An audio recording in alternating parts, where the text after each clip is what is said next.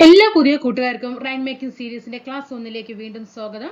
നമ്മൾ ഇന്ന് NCERT SCERT basic plus 1ലെ അധ്യായം 1 ഭരണഘടന എന്തുകൊണ്ട് എങ്ങനെ കോൺസ്റ്റിറ്റ്യൂഷൻ വൈ ആൻഡ് ഹൗ ഈ ലെസൺ ആണ് നമ്മൾ ഇന്ന് എടുക്കുന്നത്. ആ ലെസൺ പൂർണ്ണമായിട്ടും അതിലേക്ക് അങ്ങോട്ട് ചെയ്തിട്ടില്ല. നമുക്ക് എവിടെയാണോ നമ്മുടെ എക്സാം ഓഫ് വ്യൂവിൽ വരുന്ന ക്വസ്റ്റ്യൻസ് ആ ഭാഗങ്ങൾ മാത്രമാണ് എന്ത് ചെയ്തിരിക്കുന്നത് സ്ക്രീനിൽ ഉൾപ്പെടുത്തിയിരിക്കുന്നത്. അതായത് നമുക്ക് വെറുതെ അതിൽ ഒരു ഒറ്റ ഉത്തരം പോലും ഇല്ലാത്ത ഭാഗങ്ങൾ എന്ത് ചെയ്തിട്ടുണ്ട് ഒഴിവാക്കി വെച്ചിട്ടുണ്ട്. അപ്പൊ നമുക്ക് എന്ത് ചെയ്യണം, നമുക്ക് സമയപരിമിതി ഉണ്ട് അല്ലെ, ഇരുന്ന് ലെസൺ വായിച്ചിട്ട് ഇരുന്ന് സമയം കളയാനുള്ള ടൈം ഇല്ല. അപ്പൊ നമുക്ക് എന്താണോ വേണ്ടത് അത് എന്ത് ചെയ്തിട്ട് ഒരു പോയിന്റ് അതിൽ എന്ത് ചെയ്തിട്ടില്ല, മിസ് ചെയ്തിട്ടില്ല. ആ ബുക്കിൽ എവിടെയൊക്കെയാണോ നമുക്ക് ആൻസർ ഉള്ളത്, നമുക്ക് പഠിക്കേണ്ടത് കോൺസ്റ്റിറ്റ്യൂഷനിൽ വരുന്ന ഭാഗങ്ങൾ, അത് പഠിക്കേണ്ട ഭാഗങ്ങളൊക്കെ എന്ത് ചെയ്തിട്ടുണ്ട് ആ സ്ക്രീനിൽ ഉൾപ്പെടുത്തിയിട്ടുണ്ട്. അപ്പൊ നന്നായിട്ട് എന്ത് ചെയ്യുക, പഠിച്ചു മാറ്റാനായിട്ട് ശ്രമിക്കുക. നമുക്കപ്പോൾ ആ ലെസണിലേക്ക് കിടക്കാം. എന്തുകൊണ്ടാണ് നമുക്ക് ഒരു ഭരണഘടന ആവശ്യമാകുന്നത്? അതാണ് നമുക്ക് എന്ത് ചെയ്യുന്നത് പോയിന്റ് നമുക്കൊന്ന് ജസ്റ്റ് ഒന്ന് വായിക്കാനുള്ളത്. Why do we need a constitution? എന്തുകൊണ്ടാണ് നമുക്കൊരു ഭരണഘടന ആവശ്യമാകുന്നത്? അത് നമുക്ക് എല്ലാം തന്നെ അറിയാൻ കഴിയില്ലേ. അങ്ങനെ ഒരു ഭരണഘടന ഇല്ലെങ്കിൽ എന്താകും അല്ലെ, നമുക്ക് നമ്മുടെ രാജ്യത്ത് സമാധാനം കൊണ്ടുപോകാനായിട്ട് നമുക്ക് കഴിയുകയില്ല അല്ലെ. എന്താണ് ഒരു ഭരണഘടന? ഇതിന്റെ ചുമതലകൾ എന്തെല്ലാമാണ്? ഒരു സമൂഹത്തിൽ എന്ത് പങ്കാണ് അത് നിർവഹിക്കുന്നത്? നമ്മുടെ ദൈനംദിന ജീവിതവുമായി ഭരണഘടന എങ്ങനെയെല്ലാം ബന്ധപ്പെട്ടിരിക്കുന്നു? ഈ ചോദ്യങ്ങൾക്ക് ഉത്തരം നൽകുക നിങ്ങൾ ചിന്തിക്കുന്ന പോലെ അത്ര പ്രയാസകരമല്ല അല്ലെ. ഒരു കോൺസ്റ്റിറ്റ്യൂഷൻ ഉണ്ടാക്കിയെടുക്കാൻ നമുക്കറിയാം 2 വർഷം 17 മാസം 11 ദിവസം നമ്മൾ പഠിക്കാറുണ്ട് അല്ലെ. എത്രത്തോളം കാലയളവാണ് ഒരു ഭരണഘടനയ്ക്ക്. അതിൽ തന്നെ നമുക്കറിയാം വിവിധ നേതാക്കളുടെ പങ്കാളിത്തം, അതിൽ ഓരോരുത്തരുടെ ഓരോ മനസ്സിലും ഓരോ ചിന്താഗതി, ഓരോ മതത്തിൽപ്പെട്ടവര്. അപ്പൊ ആ അഭിപ്രായങ്ങളെല്ലാം ആരാന് ഒരു ഭരണഘടന ഉണ്ടാക്കുക എന്ന് പറയുന്നത് എന്താണ് അത്ര എളുപ്പമല്ല എന്നാണ് എന്ത് പറയുന്നത് നമുക്ക് ഈ ഭാഗത്തിൽ നമുക്ക് പറയാനായിട്ട് സാധിക്കുന്നത്. അപ്പൊ ഇതിൽ ഇത്ര ഒന്ന് മനസ്സിലാക്കി വെച്ചാൽ മതി. ഇനി ഭരണഘടന ഏകോപനവും ഉറപ്പും അനുവദിക്കുന്നു. അത് ശരിയാണ് അല്ലെ. Constitution allows coordination and assurance. താരതമ്യേന ഒരു വലിയ ഗ്രൂപ്പിലെ അംഗമാണ്, നോക്കിക്കേ, നമുക്കൊരു ഉദാഹരണ സഹിതം അവർ പറയാണ്, ഒരു വലിയ ഗ്രൂപ്പിലെ അംഗമാണ് നിങ്ങൾ എന്ന് ചിന്തിക്കുക. ഈ ഗ്രൂപ്പിന് താഴെ പറയുന്ന സവിശേഷതകൾ ഉണ്ടെന്ന് കൂടി വിചാരിക്കുക. ഈ ഗ്രൂപ്പിലെ അംഗങ്ങൾ വിവിധ രീതിയിൽ വ്യത്യസ്തരാണ് അല്ലെ. ഇപ്പൊ നമ്മൾ 10 കൂട്ടുകാരുണ്ടെങ്കിൽ 10 കൂട്ടുകാരും 10 മതത്തിലെ ആൾക്കാരായിരിക്കും, 10 സ്വഭാവ രീതികളായിരിക്കും. അപ്പോൾ ഈ 10 പേരും കൂടിയിട്ട് ഒന്ന് യോജിച്ചു പോകുക എന്ന് പറയുന്നത് തന്നെ എന്താണ്, നമുക്ക് അഡ്ജസ്റ്റ് ചെയ്ത് പോകുക എന്ന് പറയുന്നത് ചെറിയ കാര്യമല്ല അല്ലെ. അതുപോലെ തന്നെയാണ് നമ്മുടെ കോൺസ്റ്റിറ്റ്യൂഷനെയും പറയുന്നത്. അവർ വ്യത്യസ്തങ്ങളായ മതങ്ങളോട് കൂറ് പുലർത്തുന്നു. ഇവരിൽ ചിലർ ഹിന്ദുക്കള്, ചിലർ മുസ്ലിങ്ങള്, ചിലർ ക്രിസ്ത്യാനികള്, മറ്റു ചിലർ ഒരു മതത്തോടും കൂറ് പുലർത്താത്തവരുമാണ്. ഇത് കൂടാതെ അവർ മറ്റു പലതരത്തിലും വ്യത്യസ്തരമാണ് അല്ലെ. വിദ്യാഭ്യാസ കാര്യത്തിലാകാം, നിറത്തിന്റെ കാര്യത്തിലാകാം, ചിന്താഗതിയുടെ കാര്യത്തിലാകാം, ഏത് രീതിയിലുമാകാം. അങ്ങനെ വിവിധ തൊഴിൽ ചെയ്യുന്നവര് അല്ലെ, വ്യത്യസ്ത കഴിവുള്ളവര്, വിഭിന്നമായ വിനോദങ്ങളിൽ ഏർപ്പെടുന്നവര്, സിനിമ മുതൽ പുസ്തകം വരെ വ്യത്യസ്ത കണ്ടിട്ടില്ല ഓരോരോ കാര്യങ്ങളിലും ഓരോ മനുഷ്യൻ എന്താണ് വ്യത്യസ്തത പുലർത്തുന്നുണ്ട് അല്ലെ. അപ്പൊ ഇവരുടെ എല്ലാ സ്വഭാവ രീതികളെയും ഒന്നിച്ചു കൊണ്ടുപോയിട്ട് വേണം എന്ത് ചെയ്യുന്നത്, ഒരു ഭരണഘടന നിർമ്മിക്കുക എന്ന് പറയുന്നത് അല്ലെ. അപ്പോ അങ്ങനെ മറ്റുള്ളവരെ നിയമം അനുസരിക്കുമെന്നും അല്ലാത്ത പക്ഷം അവർ ശിക്ഷിക്കപ്പെടുമെന്നും എല്ലാവർക്കും നൽകുന്ന ഉറപ്പാണ് നിയമപരമായി നടപ്പാക്കാൻ കഴിയുന്ന ചട്ടങ്ങൾ എന്നതുകൊണ്ട് അർത്ഥമാക്കുന്നത്. അപ്പൊ നമ്മൾ അതില്ല ഒന്നും പറയാൻ കഴിയില്ല. ഞാൻ അതുകൊണ്ട് ഭാഗത്ത് ഒരു ഭരണഘടന ഉണ്ടാക്കേണ്ടതിന്റെ സാഹചര്യങ്ങൾ മാത്രമാണ് മനസ്സിലാക്കാനുള്ളത്. അപ്പോൾ ഇവിടുത്തെ ഈ ഒരു പോയിന്റ് ജസ്റ്റ് ഒന്ന് നോട്ട് ചെയ്യുക, ജസ്റ്റ് അല്ല നന്നായിട്ട് പഠിച്ചു വെക്കുക കേട്ടോ. സമൂഹത്തിലെ അംഗങ്ങൾക്കിടയിൽ ചുരുങ്ങിയ തോതിലെങ്കിലും ഏകോപനം കൊണ്ടുവരുന്നതിനുള്ള അടിസ്ഥാന നിയമങ്ങൾ പ്രദാനം ചെയ്യുക എന്നതാണ് ഭരണഘടനയുടെ ഒന്നാമത്തെ ചുമതല. ഭരണഘടനയുടെ ഒന്നാമത്തെ ചുമതല എന്താണ്? സമൂഹത്തിലെ അംഗങ്ങൾക്കിടയിൽ ചുരുങ്ങിയ തോതിലെങ്കിലും ഏകോപനം കൊണ്ടുവരുന്നതിനുള്ള അടിസ്ഥാന നിയമങ്ങൾ പ്രദാനം ചെയ്യുക എന്നതാണ് ഭരണഘടനയുടെ ഒന്നാമത്തെ ചുമതല എന്ന് പറയുന്നത്. പിന്നെ നോക്കിക്കേ, സമൂഹത്തിൽ തീരുമാനമെടുക്കാനുള്ള അധികാരം ആർക്കെന്ന് വ്യക്തമാക്കുന്നത് ഭരണഘടനയുടെ രണ്ടാമത്തെ ചുമതലയാണ്. സമൂഹത്തിൽ തീരുമാനമെടുക്കാനുള്ള അധികാരം ആർക്കെന്ന് വ്യക്തമാക്കുന്നത് ഭരണഘടനയുടെ രണ്ടാമത്തെ ചുമതലയാണ്. ഗവൺമെന്റ് രൂപീകരിക്കപ്പെടുന്നത് എങ്ങനെയെന്നും അത് തീരുമാനിക്കുന്നു. അപ്പൊ 2 ചുമതലകൾ പഠിച്ചല്ലോ. ഒന്ന് ഏകോപനം, ചുരുങ്ങിയ തോതിലെങ്കിലും സമൂഹത്തിലെ ജനങ്ങൾക്കിടയിൽ ഏകോപനം കൊണ്ടുവരണം, അത് കോൺസ്റ്റിറ്റ്യൂഷന്റെ ഒന്നാമത്തെ ചുമതല. രണ്ടാമത്തെ ചുമതല എന്താണ്? എന്താണ് സമൂഹത്തിൽ തീരുമാനമെടുക്കാനുള്ള അധികാരം ആർക്കെന്ന് വ്യക്തമാക്കുന്നത്. ഇനിയോ മൂന്നാമത്തെ ചുമതല വരുന്നതാണ് ഗവൺമെന്റിന്റെ അധികാരങ്ങൾക്ക് മേലുള്ള പരിമിതികൾ. ഇനിയിപ്പോ ഒരു ഗവൺമെന്റ് രൂപീകരിച്ചിട്ടുണ്ടെന്ന് പറഞ്ഞിട്ട് ഗവൺമെന്റിന്റെ ഇഷ്ടത്തിന് ജനങ്ങളുടെ മേൽ അടിച്ചേൽപ്പിക്കാൻ, നിയമങ്ങൾ അടിച്ചേൽപ്പിക്കാൻ പറ്റോ? ഇല്ല. അവിടെയും ഗവൺമെന്റിനും എന്ത് ചെയ്തിട്ടുണ്ട്? കോൺസ്റ്റിറ്റ്യൂഷൻ പരിമിതികൾ ഏർപ്പെടുത്തിയിട്ടുണ്ട്. ഈ മൂന്നാമത്തത് ഗവൺമെന്റ് കോൺസ്റ്റിറ്റ്യൂഷന്റെ ചുമതലയാണ് ഗവൺമെന്റിന്റെ അധികാരങ്ങൾക്ക് മേലുള്ള പരിമിതികൾ എന്ന് പറയുന്നത്. തീരുമാനമെടുക്കാനുള്ള അധികാരം ആർക്കെന്ന് നിശ്ചയിച്ചത് കൊണ്ട് മാത്രം മതിയായില്ല.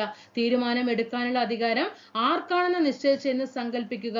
എന്നാൽ നിങ്ങൾ തികച്ചും ന്യായരഹിതമെന്ന് കരുതുന്ന നിയമങ്ങൾ അതിനുശേഷം ഈ അധികാര കേന്ദ്രം പാസാക്കിയാലോ, ഉദാഹരണത്തിന് നിങ്ങൾ അനുഷ്ഠിക്കുന്ന മതം പിന്തുടരുന്നത് നിരോധിച്ചാൽ, ഇപ്പോ ഓരോ വ്യക്തികളും ഓരോ മതത്തിൽ വിശ്വസിക്കുമ്പോൾ നിങ്ങൾ ഈ മതം ചെയ്യരുത്, ഇന്ന മതത്തിലേക്ക് പോകൂ എന്ന് ഒരിക്കലും ഗവൺമെന്റിന് എന്ത് ചെയ്യാൻ പറ്റില്ല?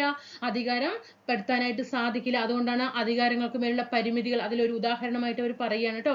അങ്ങനെ ചില നിറത്തിലുള്ള വസ്ത്രം നിരോധിക്കുന്നു എന്ന് ആജ്ഞാപിച്ചാൽ അത് നമുക്ക് കൊണ്ടുപോകാൻ കഴിയോ? ഇല്ല അല്ലെ? അങ്ങനെ രാഷ്ട്ര നയത്തെക്കുറിച്ചും നിർദ്ദേശക തത്വങ്ങളും ജനങ്ങളുടെ ചില അഭിലാഷങ്ങൾ സാക്ഷാത്കരിക്കുവാൻ ഗവൺമെന്റിനോട് ആജ്ഞാപിക്കുന്നു. ഓക്കെ, ഇനി സമൂഹത്തിന്റെ അഭിലാഷങ്ങൾ സാക്ഷാത്കരിക്കുക, നീതിനിഷ്ഠമായ ഒരു സമൂഹത്തിന് ആവശ്യമായ വ്യവസ്ഥകൾക്ക് രൂപം നൽകുക തുടങ്ങിയവയ്ക്ക് ഗവൺമെന്റിനെ പ്രാപ്തമാക്കുകയാണ് ഭരണഘടനയുടെ നാലാമത്തെ ചുമതല. 3 ചുമതലകൾ നമ്മൾ കഴിഞ്ഞ സ്ലൈഡിൽ നോക്കി. നാലാമത്തെ ചുമതല എന്താണ്? സമൂഹത്തിന്റെ അഭിലാഷങ്ങൾ സാക്ഷാത്കരിക്കുക, നീതിനിഷ്ഠമായ ഒരു സമൂഹത്തിന് ആവശ്യമായ വ്യവസ്ഥകൾക്ക് രൂപം നൽകുക തുടങ്ങിയവയ്ക്ക് ഗവൺമെന്റിനെ പ്രാപ്തമാക്കുകയാണ് ഭരണഘടനയുടെ നാലാമത്തെ ചുമതല. ഇനി നമ്മുടെ ഇന്ത്യ, അതുപോലെ ദക്ഷിണാഫ്രിക്ക, അമേരിക്കൻ ഐക്യനാടുകൾ, ഇന്ത്യ, ദക്ഷിണാഫ്രിക്ക, അമേരിക്കൻ ഐക്യനാടുകൾ തുടങ്ങിയ രാജ്യങ്ങളിലേതുപോലെ ഏറ്റവും വിജയകരമായ ഭരണഘടനകൾ ദേശീയ പ്രസ്ഥാനത്തിന് ശേഷം നിർമ്മിക്കപ്പെട്ടവയാണ്. അപ്പോ ദേശീയ പ്രസ്ഥാനത്തിന് ശേഷം ഭരണഘടന കൊണ്ടുവന്ന രാജ്യങ്ങൾക്ക് ഉദാഹരണം നോക്കിക്കേ. ഏറ്റവും വിജയകരമായ ഭരണഘടനകൾ ദേശീയ പ്രസ്ഥാനത്തിന് ശേഷം നിർമ്മിക്കപ്പെട്ടവയാണ്. ഏതൊക്കെയാണ്? ഇന്ത്യ, ദക്ഷിണാഫ്രിക്ക, അമേരിക്കൻ ഐക്യനാടുകൾ. ഈ 3 രാജ്യങ്ങൾ ഓർത്തു വെക്കണേ. ചിലപ്പോൾ നമുക്ക് വൺ വേർഡ് ആയിട്ട് ദേശീയ പ്രസ്ഥാനത്തിന് ശേഷം വന്ന ഭരണഘടന അത് ഏതൊക്കെ രാജ്യങ്ങൾ ഉൾപ്പെട്ടതാണെന്ന് ചോദിച്ചു കഴിഞ്ഞാൽ നമുക്ക് എഴുതാൻ കഴിയണം. നമ്മുടെ ഇന്ത്യ, സൗത്ത് ആഫ്രിക്ക, പിന്നെ USA. 1900 ഇവിടെ ഈ പോയിന്റിലൊക്കെ നോട്ട് ചെയ്യണം കേട്ടോ. 1946 ഡിസംബറിനും 1949 നവംബർ, 49 ഡിസംബർ, ഏത് ഡേറ്റ് വരും നമുക്ക്? 1946 ഡിസംബർ എന്ന് പറയുമ്പോൾ ഡിസംബർ 6-നല്ലേ ഭരണഘടനാ നിർമ്മാണ സഭ രൂപീകരിക്കുന്നത്. പിന്നെ 1949 നവംബർ മാസം 26-ാം തീയതി ഭരണഘടനയുടെ നമുക്കറിയാം ആമുഖത്തിലുള്ള ഒരേ ഒരു ഡേറ്റ് നമ്മൾ പറയുന്നില്ല, 1949 നവംബർ 26. ഈ കാലയളവൊന്ന് ജസ്റ്റ് നോട്ട് ചെയ്യണം കേട്ടോ. 1946 ഡിസംബർ 6 മുതൽ 49 നവംബർ 26 വരെയാണ് ഒരു ഭരണഘടനയുടെ കാലയളവ് എന്ന് മനസ്സിലാക്കുക. ഇടയ്ക്ക് പ്രവർത്തിച്ച ഭരണഘടനാ നിർമ്മാണ സഭയാണ് ഇന്ത്യൻ ഭരണഘടന ഔപചാരികമായി തയ്യാറാക്കിയത്. എങ്കിലും ഇന്ത്യൻ സമൂഹത്തിലെ വിവിധ വിഭാഗം ജനങ്ങളെ ഒത്തൊരുമിച്ച് കൊണ്ടുപോകുന്നതിൽ അസാമാന്യ കഴിവ് പ്രകടിപ്പിച്ച ദേശീയ പ്രസ്ഥാനത്തിന്റെ ദീർഘകാല ചരിത്രത്തെ അത് ഉൾക്കൊള്ളുന്നു. പൊതുസമ്മതരായ നേതാക്കൾ ചേർന്നാണ് ഭരണഘടന തയ്യാറാക്കിയത് എന്നതുകൊണ്ട് തന്നെ വലിയ പൊതുസമ്മതി അതിന് ലഭിക്കുകയുണ്ടായി. സമൂഹത്തിലെ വിവിധ വിഭാഗങ്ങളുടെ ആദരവ് നേടാൻ കഴിഞ്ഞവരും വ്യക്തിപരമായ ആധികാര താല്പര്യങ്ങൾക്കുള്ള ഉപകരണമല്ല ഭരണഘടന എന്ന് കൊണ്ടുവരികയും ചെയ്തു. അപ്പോ ഇവിടെ കോൺസ്റ്റിറ്റ്യൂഷൻ നിർമ്മിച്ചിരിക്കുന്നത് എന്ന് പറഞ്ഞത് ജനങ്ങളുടെ നേതാക്കൾ, അതായത് പൊതുസമ്മതരായ നേതാക്കൾ ചേർന്നാണ് അല്ലെ. ജനകീയ നേതാക്കളാണ് എന്ത് ചെയ്തിരിക്കുന്നത്? ഭരണഘടന നിർമ്മിച്ചിരിക്കുന്നത്. അതുപോലെ തന്നെ സമൂഹത്തിലെ വിവിധ വിഭാഗങ്ങളുടെ ആദരവ് നേടാൻ കഴിഞ്ഞ വ്യക്തികളുമാണ് കോൺസ്റ്റിറ്റ്യൂഷന്റെ നിർമ്മാണത്തിൽ പങ്കു ചേർന്നിരിക്കുന്നത്. നാളെ ഒരു സ്റ്റേറ്റ്മെന്റിൽ ഇതൊക്കെ വന്നു കഴിഞ്ഞാൽ അങ്ങനെയൊക്കെ എടുത്തു പറയുമോ എന്നൊരു ചോദ്യം നമ്മളോട് തന്നെ ചോദിക്കില്ലേ? അതല്ല, സമൂഹത്തിലെ വിവിധ വിഭാഗങ്ങളുടെ ആദരവ് നേടാൻ കഴിഞ്ഞവരും വ്യക്തിപരമായ അധികാര താല്പര്യങ്ങൾക്കുള്ള, അതായത് സ്വന്തം ഇഷ്ടത്തിനനുസരിച്ചിട്ട് ഭരണഘടന യൂസ് ചെയ്യാൻ എന്ത് പറ്റില്ല അല്ലെ. അങ്ങനെയുള്ള ഒരു ഉപകരണമല്ല ഭരണഘടന എന്നും ഒക്കെ എന്ത് ചെയ്തിട്ടുണ്ട്? ഈ ഭരണഘടനയെ ഉയർത്തിപ്പിടിച്ചിട്ടാണ് ആ ഭരണഘടന നിർമ്മിക്കപ്പെട്ടിരിക്കുന്നത്. അപ്പൊ നമുക്ക് ഈ സ്ലൈഡിൽ പഠിക്കേണ്ടത് 46 ഡിസംബർ 6-നും 49 നവംബർ 26-നും ഇടയ്ക്ക് പ്രവർത്തിച്ച ഭരണഘടനാ നിർമ്മാണ സഭയാണ് ഇന്ത്യൻ ഭരണഘടന ഔപചാരികമായി തയ്യാറാക്കിയത് എന്ന് പഠിക്കുക. പിന്നെ ആ ദേശീയ നേതാക്കളുടെ അതിന്റെ പ്രാവീണ്യത്തെ കുറിച്ചിട്ടും മനസ്സിലാക്കി വെക്കുക. ഇനി ചില രാജ്യങ്ങൾ തങ്ങളുടെ ഭരണഘടന ഒരു സമ്പൂർണ്ണ ജനഹിത പരിശോധനയ്ക്ക് വിധേയമാക്കുകയുണ്ടായി. അതായത് ഒരു കോൺസ്റ്റിറ്റ്യൂഷന്റെ നിർമ്മാണ ഘട്ടങ്ങൾ കഴിഞ്ഞ ശേഷം അത് ജനങ്ങൾക്ക് സമർപ്പിച്ചു. അതിൽ എന്തെങ്കിലും അഭിപ്രായ വ്യത്യാസങ്ങൾ ഉണ്ടെങ്കിൽ പറയാനും എന്ത് ചെയ്തിട്ടുണ്ടായിരുന്നു, ഒരു ഇത് കൊടുത്തിട്ടുണ്ടായിരുന്നു, സാഹചര്യങ്ങൾ കൊടുത്തിട്ടുണ്ടായിരുന്നു. പക്ഷേ ഭരണഘടനയുടെ ആവശ്യകതയെക്കുറിച്ച് എല്ലാ ജനങ്ങളും എന്ത് ചെയ്തു, ഇവിടെ വോട്ട് രേഖപ്പെടുത്തുന്നു. ഓക്കെ, അതായത് ചില രാജ്യങ്ങൾ തങ്ങളുടെ ഭരണഘടന ഒരു സമ്പൂർണ്ണ ജനഹിത പരിശോധനയ്ക്ക് വിധേയമാക്കി. എന്നിട്ടോ ഭരണഘടനയുടെ ആവശ്യകതയെക്കുറിച്ച് എല്ലാ ജനങ്ങളും എവിടെ വോട്ട് രേഖപ്പെടുത്തുന്നു. എന്നാൽ ഇതാ ഈ പോയിന്റ് ഒന്ന് ശ്രദ്ധിച്ചോളൂ, ഇന്ത്യൻ ഭരണഘടന ഇത്തരം ഒരു ജനഹിത പരിശോധനയ്ക്ക് വിധേയമാക്കപ്പെട്ടിട്ടില്ല. ജനഹിത പരിശോധനയ്ക്ക് നാളെ സ്റ്റേറ്റ്മെന്റ് വരുമ്പോ ശ്രദ്ധിക്കണം, ഇന്ത്യൻ ഭരണഘടന ജനഹിത പരിശോധനയ്ക്ക് വിധേയമാക്കപ്പെട്ടിട്ടുണ്ടോ എന്ന് ചോദിച്ചാൽ ഒരിക്കലും ഇല്ല. എന്നിരുന്നാലും ജനങ്ങളുടെ അളവറ്റ പിന്തുണയോ അംഗീകാരവും അതിനുണ്ടായിരുന്നു. എന്തുകൊണ്ടെന്നാൽ ജനകീയ അംഗീകാരമുള്ള നേതാക്കളുടെ യോജിച്ച പിന്തുണ അതിനുണ്ടായിരുന്നു. ഭരണഘടന ജനഹിത പരിശോധനയ്ക്ക് വിധേയമാക്കപ്പെട്ടിട്ടില്ലെങ്കിലും അതിലെ വ്യവസ്ഥകൾ അനുസരിച്ചുകൊണ്ട് ജനങ്ങൾ അതിനെ അവരുടെ സ്വന്തമായി സ്വീകരിച്ചു. മനസ്സിലാക്കണം, നമ്മുടെ ഇന്ത്യൻ കോൺസ്റ്റിറ്റ്യൂഷൻ ഒരിക്കലും ജനഹിത പരിശോധനയ്ക്ക് വിധേയമാക്കപ്പെട്ടിട്ടില്ല. അത് എന്തുകൊണ്ടാണ് അവിടെ വിധേയമാക്കപ്പെടാത്തത് എന്ന് ചോദിച്ചാൽ ജനകീയ അംഗീകാരം നേടിയ നേതാക്കളായിരുന്നു ആ ഇന്ത്യൻ കോൺസ്റ്റിറ്റ്യൂഷൻ നിർമ്മിച്ചത്. അതുപോലെ തന്നെ ആ കോൺസ്റ്റിറ്റ്യൂഷന്റെ നിർമ്മാണ വേളയിൽ എല്ലാ ജനങ്ങളുടെയും അംഗീകാരം എന്ത് ചെയ്തിട്ടുണ്ടായിരുന്നു, ഇവർക്ക് കിട്ടിയിട്ടുണ്ടായിരുന്നു. ഇനി ഇന്ത്യൻ ഭരണഘടന രൂപപ്പെടുത്തിയത് എങ്ങനെ? How was the Indian constitution made? Indian ഭരണഘടന എങ്ങനെയാണ് രൂപപ്പെടുത്തിയത് എന്ന് നമുക്ക് പരിശോധിക്കാം. അവിഭക്ത ഇന്ത്യക്ക് വേണ്ടി തെരഞ്ഞെടുത്ത ഭരണഘടനാ നിർമ്മാണ സഭയാണ് ഔപചാരികമായി ഭരണഘടന രൂപീകരിച്ച. അവിഭക്ത ഇന്ത്യക്ക് വേണ്ടി, അതായത് ഇന്ത്യ സ്വതന്ത്രമാകുന്നതിന് മുമ്പ് തന്നെ എന്ത് ചെയ്തു, ഭരണഘടനാ നിർമ്മാണ സഭ തുടങ്ങിയില്ലേ? അങ്ങനെ അവിഭക്ത ഇന്ത്യക്ക് വേണ്ടി തെരഞ്ഞെടുത്ത ഭരണഘടനാ നിർമ്മാണ സഭയാണ് ഭരണഘടനാ നിർമ്മാണ സഭയാണ്, കോൺസ്റ്റിറ്റ്യൂഷൻ അസംബ്ലി ആണ് ഔപചാരികമായിട്ട് ഭരണഘടന രൂപീകരിച്ചത്. മനസ്സിലായല്ലോ? ഇന്ത്യൻ കോൺസ്റ്റിറ്റ്യൂഷൻ രൂപീകരിച്ചത് ആരാണ്? കോൺസ്റ്റിറ്റ്യൂവന്റ് അസംബ്ലി, ഭരണഘടനാ നിർമ്മാണ സഭയാണ്.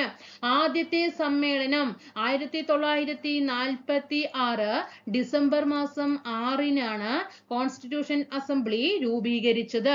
1946 ഡിസംബർ മാസം 9-ാം തീയതിയാണ്, 6-ന് തിരിച്ചിട്ടാൽ മതി കേട്ടോ, 6-9 എന്താണ് ആദ്യ സമ്മേളനം 1946 ഡിസംബർ 9-ാം തീയതി നടന്നു. ഈ സമയത്ത് താൽക്കാലിക അധ്യക്ഷനായിരുന്നു, ഞാൻ ഇതിൽ പറയുന്നില്ല, എന്നാൽ നിങ്ങൾ ഓർമ്മിക്കണം ആരാണ്? സച്ചിദാനന്ദ സിൻഹ. താൽക്കാലിക അധ്യക്ഷനായിട്ട് സച്ചിദാനന്ദ സിൻഹയെ ആദ്യത്തെ സമ്മേളനത്തിൽ അധ്യക്ഷനായിട്ട് തീരുമാനിച്ചു. എന്തുകൊണ്ടാണ് താൽക്കാലികമായിട്ട് തീരുമാനിച്ചത്? കാരണം അദ്ദേഹമായിരുന്നു ആ കോൺസ്റ്റിറ്റ്യൂഷൻ അസംബ്ലിയിലെ ഏറ്റവും പ്രായം കൂടിയ വ്യക്തി സച്ചിദാനന്ദ സിൻഹയായിരുന്നു. ഓക്കെ, ഈ സ്ലൈഡിൽ പറയുന്നില്ല കേട്ടോ, ഈ ലെസണിനെ കുറിച്ച് പറഞ്ഞത്, പക്ഷെ നമ്മളതൊക്കെ പഠിച്ചു വന്ന ഏരിയ ആണ് അല്ലേ? അതുകൊണ്ട് സച്ചിദാനന്ദ സിൻഹ എന്ത് ചെയ്തു? താൽക്കാലിക അധ്യക്ഷനാക്കി മാറ്റി. അങ്ങനെ ഇന്ത്യ വിഭജനത്തെ തുടർന്ന് ഭരണഘടനാ നിർമ്മാണ സഭ എന്ന നിലയിൽ 47 ഓഗസ്റ്റ് 14-ന് വീണ്ടും സമ്മേളിച്ചു. 1900 അപ്പൊ വീണ്ടും സമ്മേളിച്ചു, അതായത് 46 ഡിസംബർ 9-ാം തീയതി ആദ്യ സമ്മേളനം നടന്നു. അങ്ങനെ ഇന്ത്യ വിഭജനത്തെ ഇന്ത്യയുടെ വിഭജനം, ഇന്ത്യ പാകിസ്ഥാൻ എന്നൊക്കെ അങ്ങനെ രണ്ടാക്കി വിഭജിച്ചു. അങ്ങനെ ഭരണഘടനാ നിർമ്മാണ സഭ എന്ന നിലയിൽ 47 ഓഗസ്റ്റ് ഇന്ത്യ, ഇതൊരു ക്വസ്റ്റ്യൻ ആണ് കേട്ടോ, ഇന്ത്യ വിഭജനത്തിന് ശേഷം കോൺസ്റ്റിറ്റ്യൂവന്റ് അസംബ്ലി അല്ലെങ്കിൽ ഭരണഘടനാ നിർമ്മാണ സഭ സമ്മേളിച്ച ദിവസം ഡേറ്റ് ചോദിക്കുമ്പോൾ 1947 ഓഗസ്റ്റ് മാസം 14. നമ്മൾ വിചാരിക്കും ഇന്ത്യ വിഭജനത്തിന് ശേഷം ഓഗസ്റ്റ് 15 സ്വാതന്ത്ര്യം കിട്ടിയിട്ട് ആയിരിക്കുമല്ലോ എന്ന് ചോദിക്കാം, ആ ഡേറ്റ് ആയിരിക്കും ചിന്തിക്കാം. അതല്ല, ഇന്ത്യ വിഭജനത്തിന് ശേഷം ഇന്ത്യൻ കോൺസ്റ്റിറ്റ്യൂവന്റ് അസംബ്ലി എപ്പോഴാണ് സമ്മേളിച്ചത് എന്ന് ചോദിക്കുമ്പോൾ 1947 ഓഗസ്റ്റ് 14. അതാണ് ഇവിടെ ആൻസർ ആയിട്ട് വരുന്നത്. നെക്സ്റ്റ് 1935 പഠിച്ചോളൂ കേട്ടോ.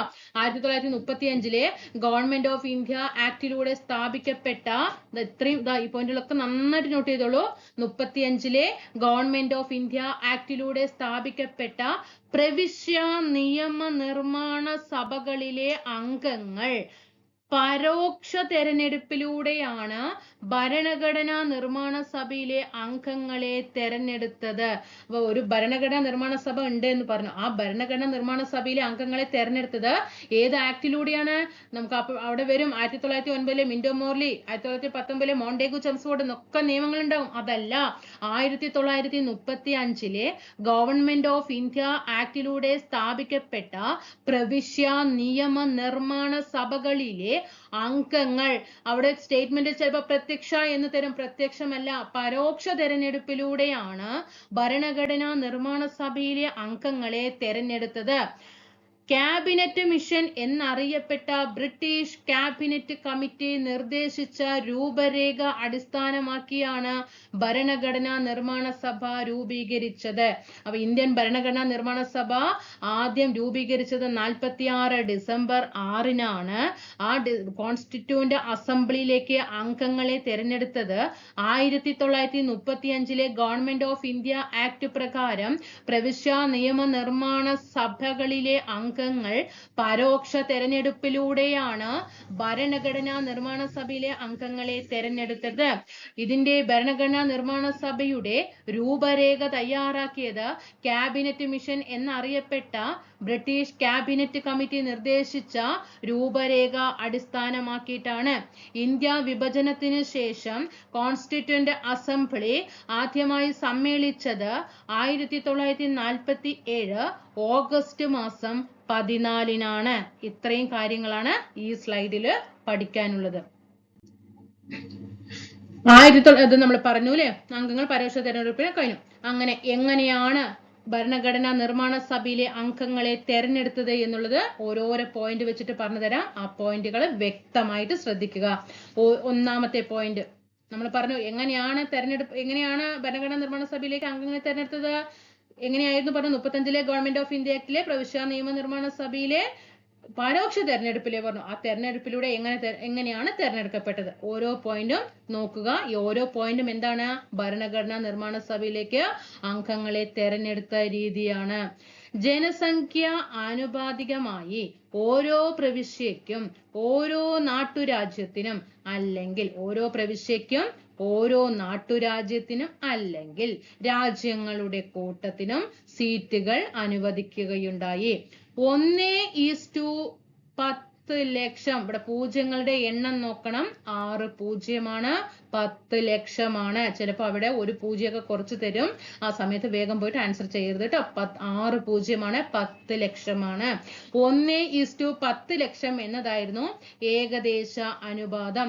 ഇതിന്റെ ഫലമായി ബ്രിട്ടീഷ് പ്രവിശ്യകളിൽ നിന്നും, ബ്രിട്ടീഷ് പ്രവിശ്യ പറയുമ്പോൾ അത് ബ്രിട്ടന്റെ നേരിട്ടുള്ള നിയന്ത്രണത്തിലുണ്ടായിരുന്ന പ്രദേശങ്ങളെയാണ് ബ്രിട്ടീഷ് പ്രവിശ്യകൾ എന്ന് പറയുന്നത്. ബ്രിട്ടീഷ് പ്രവിശ്യകളിൽ നിന്നും എത്രയാണ്? ബ്രിട്ടീഷ് പ്രവിശ്യകളിൽ നിന്നും എത്ര പേരാണ്? 292. പഠിച്ചോളേ, 292 അംഗങ്ങളെ തെരഞ്ഞെടുത്തു. നാട്ടുരാജ്യങ്ങളിൽ നിന്ന് 93 പേരെയും. 200 അവസാനം ലാസ്റ്റ് ഫസ്റ്റും ലാസ്റ്റ് എന്ത് വരണം? 2 വരണം കേട്ടോ. 292 നാട്ടുരാജ്യങ്ങളിൽ നിന്ന് 93 സീറ്റുകളും അനുവദിച്ചു. ഇത് പഠിച്ചോ? ഈ ഒന്നാമത്തെ പോയിന്റ് പഠിച്ചോ? 1:10 ലക്ഷം എന്ന രീതിയിലായിരുന്നു ഏകദേശ അനുപാതം. ബ്രിട്ടീഷ് പ്രവിശ്യകളിൽ നിന്നും 292 സീറ്റും നാട്ടുരാജ്യങ്ങൾക്ക് 93 സീറ്റുമാണ് അനുവദിച്ചത്.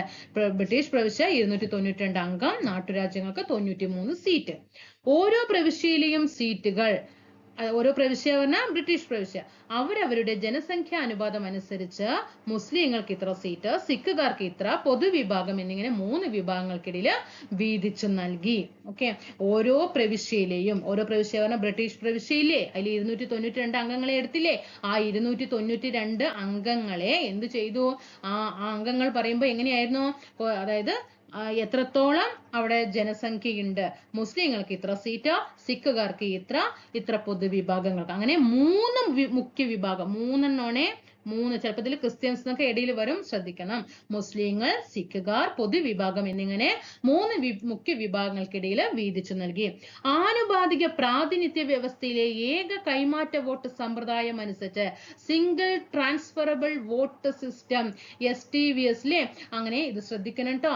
ആനുപാതിക പ്രാതിനിധ്യ വ്യവസ്ഥയിലെ ഏക കൈമാറ്റ വോട്ട് സമ്പ്രദായം അനുസരിച്ച് പ്രവിശ്യ നിയമനിർമ്മാണ സഭയിലെ ഓരോ സമുദായത്തിൽപ്പെട്ട അംഗങ്ങൾ അവരുടെ പ്രതിനിധികളെ തെരഞ്ഞെടുത്ത്, ചിലപ്പോൾ അവിടെ കേവല ഭൂരിപക്ഷ വ്യവസ്ഥ എന്നൊക്കെ ആയിരിക്കും വരിക, അല്ല, ആനുപാതിക പ്രാതിനിധ്യ വ്യവസ്ഥ പ്രകാരം ഏക കൈമാറ്റ വോട്ട് വ്യവസ്ഥ.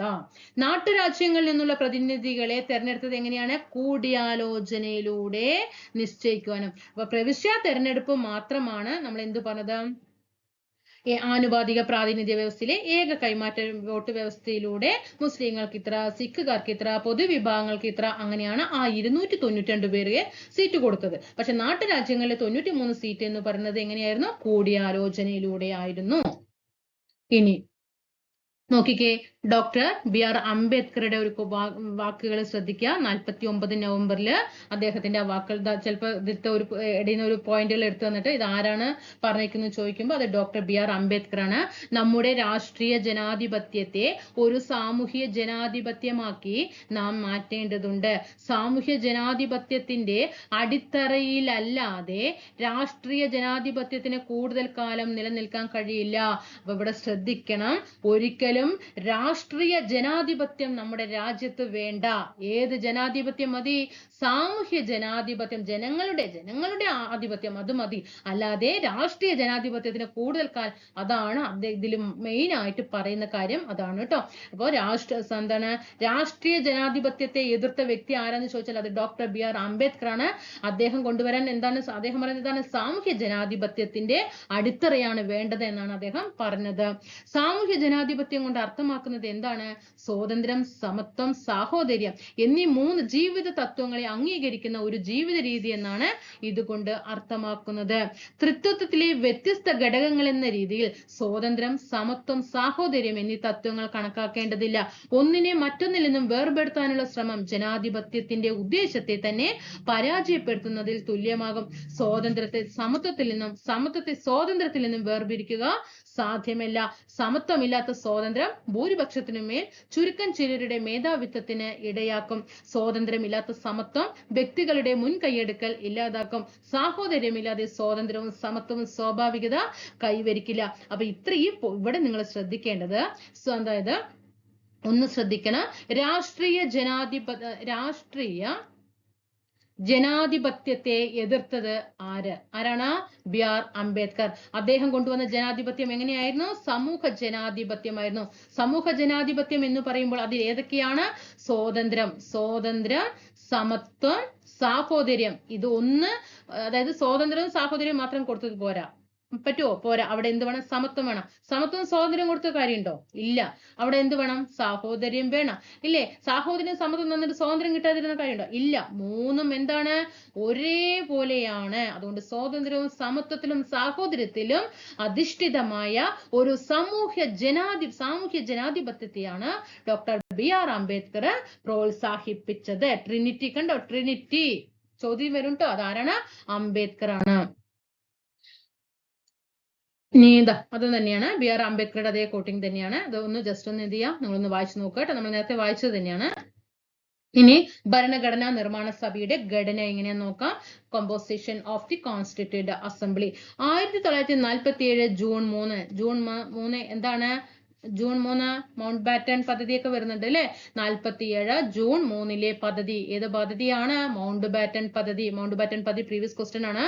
47 ജൂൺ 3 പദ്ധതി അടിസ്ഥാനമാക്കി ഇന്ത്യ വിഭജിച്ചു. അപ്പൊ ഇന്ത്യ വിഭജിച്ചത് ഏത് പദ്ധതി പ്രകാരമാണ്? 1947 ജൂൺ 3 മൗണ്ട് ബാറ്റൺ പദ്ധതി അടിസ്ഥാനമാക്കി ഇന്ത്യ വിഭജിച്ചതിന്റെ ഫലമായി പാകിസ്ഥാനിൽ നിന്നും തെരഞ്ഞെടുക്കപ്പെട്ടവർ ഭരണഘടനാ നിർമ്മാണ സഭയിലെ അംഗങ്ങൾ അല്ലാതായി ഇല്ലേ? കാരണം ഭരണഘടനാ നിർമ്മാണ സഭയിലെ പാകിസ്ഥാൻ, അതായത് നമുക്കറിയാം ബ്രിട്ടീഷ് പ്രവിശ്യകളിൽ നിന്നൊക്കെ അംഗങ്ങൾ ഉണ്ടായിരുന്നു. അപ്പൊ അവരൊക്കെ എന്ത് ചെയ്തു? കുറെ പേര് വിഭജനത്തിന് ശേഷം പാകിസ്ഥാനിലെത്തി. പിന്നെ ഇപ്പൊ ഇന്ത്യൻ ഭരണഘടനാ നിർമ്മാണ സഭയിൽ നിൽക്കേണ്ട ആവശ്യമുണ്ടോ? ഇല്ല. അങ്ങനെ ഇതോടെ ഭരണഘടനാ നിർമ്മാണ സഭയിലെ അംഗസംഖ്യ എന്തായി? 299 കുറഞ്ഞു. 299 കുറഞ്ഞു. 1949 നവംബർ 26 ഭരണഘടന അംഗീകരിക്കപ്പെട്ടു. ഭരണഘടന അംഗീകരിച്ച തീയതി 49. നിലവിൽ വന്നത് എന്നല്ല, ഇവിടെ അംഗീകരിക്കപ്പെട്ടത് എന്നാണ് ചോദ്യം. വേഗം പോയിട്ട് 1950 ജനുവരി 24 എഴുതരുത്. 49 നവംബർ 26 ഭരണഘടനയെ അംഗീകരിച്ചത്. അവരിൽ 284 പേര് 50 ജനുവരി 24 അന്തിമമായിട്ട് ഭരണഘടന പാസാക്കിയപ്പോൾ ഒപ്പുവെക്കുകയുണ്ടായി.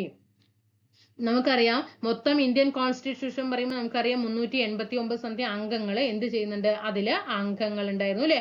അതിൽ 292 പേരായിരുന്നു നമുക്കറിയാം ബ്രിട്ടീഷ് പ്രവിശ്യകളിൽ നിന്ന് എന്ന് പറഞ്ഞത്.